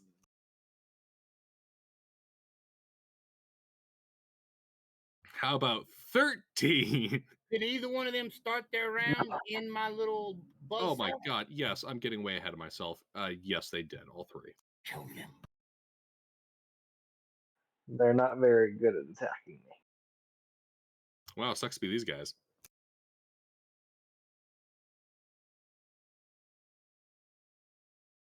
Father Varric revs the fucking engine. Jesus Christ. None of them are looking very good at this rate. Yeah, Fea again. Nope. Which should be a... What? What? Why did I copy and paste that? It's a plus I don't know. 6. It's a plus 6. So a miss and a 15, 16, 18. Does an 18 hit you? You know what? I want you to reroll the 18. Man, you're just not going to let these guys have any wins, are you? No. No, I'm not. If they wanted to win, they shouldn't have been a vampire spawn. How's a 17 looking, Fea? Yeah, I still got it. All right, at the end of all that effort, one of the vampire dwarves climbs up on the other vampire dwarf and manages to climb up your back. And Oh yeah, I now forgot that this is might also be a able... grapple. What? I forgot that their first attack is just to grapple. Well, it could also be a claw, but they can replace the damage with a grab if they hit. So yeah, they expended a great deal of effort just so they can maybe next turn drink your blood. Possibly, if you don't beat the fuck out of them first. Alrighty. Rourke. All right. All right. Which dwarf is on which party member? One dwarf is on Fea's back. A second dwarf is trying to get on Fea's back. A third dwarf is on Nillis's back. All right. I will go for the dwarf on the bear. Sounds like the start of a bad joke. A dwarf walks onto a bear. Does a You fail 27 damage. hit? A 27. What possibly would make you think that a natural 20, 27 would hit? EM intervention? Yeah, this one uses their cloud rune to make you reroll. I'm gonna reroll that. No. Cloud runes redirect the damage. It's runic shield that makes you reroll. Oh, even better. It redirects the damage. Or a Which is an total of obnoxious 40 ability. piercing damage to the dwarf on the bear. Uses cloud rune, 40 damage on the bear. Well, the arrow hits the dwarf, who promptly slides off the side of the bear very much dead. That'd be it. Alrighty, Faradul. What are the other two currently doing? They're currently trying to climb up Fea's back. Only one of them has succeeded. All right. Well, I'm gonna hit the other one that didn't succeed, just so I don't hit Fea by accident, maybe.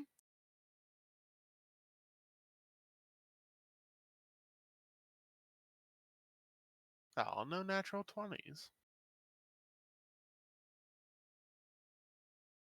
2 hits.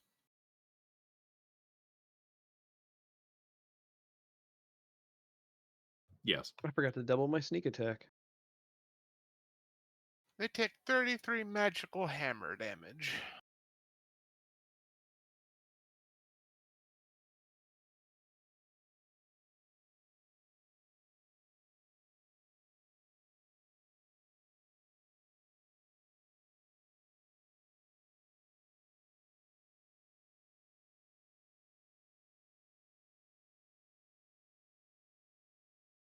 It sucks to be this guy. He's nearly dead.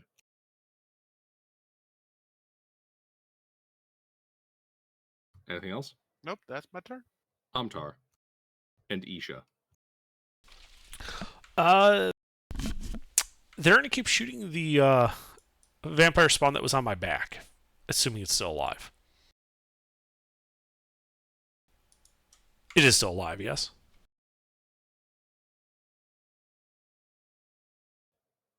Which one? The one that was previously on my back.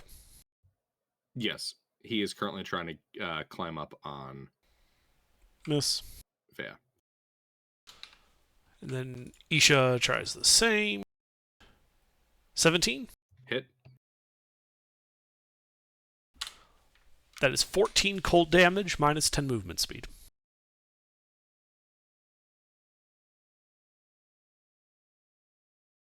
Oof, okay.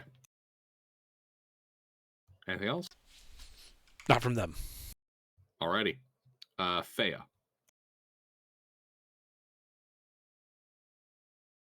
I attack the one currently on my back.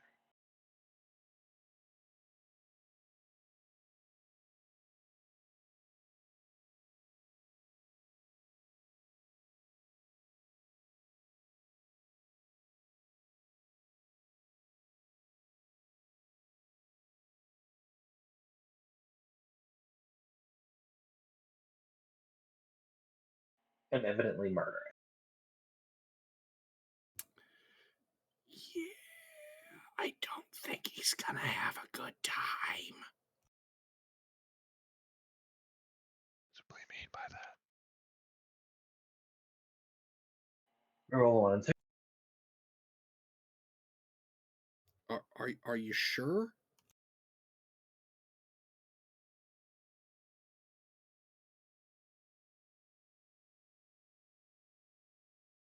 Uh-huh. Uh-huh. It's dead. You have struck it down, slaying it. Yay.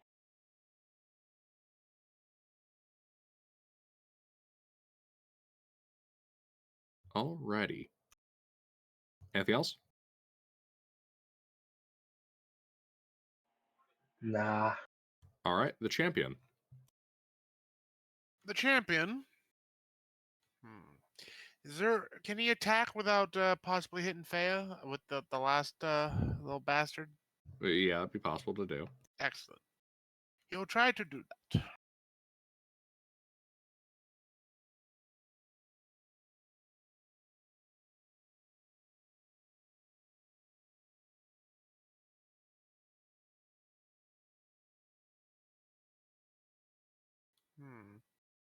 One hit. Mm-hmm.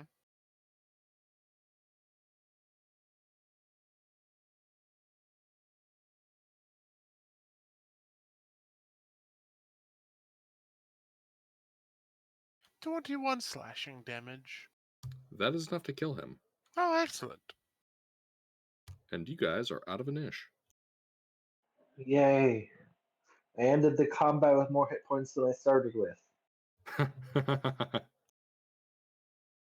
All right, and I think we'll call it there for tonight. It is 11 o'clock. Alrighty. Oh, I wanted to open the box. What's in the box? Oh, I went through all the trouble to unlock it. I guess you'll have to come back next week and find out. No,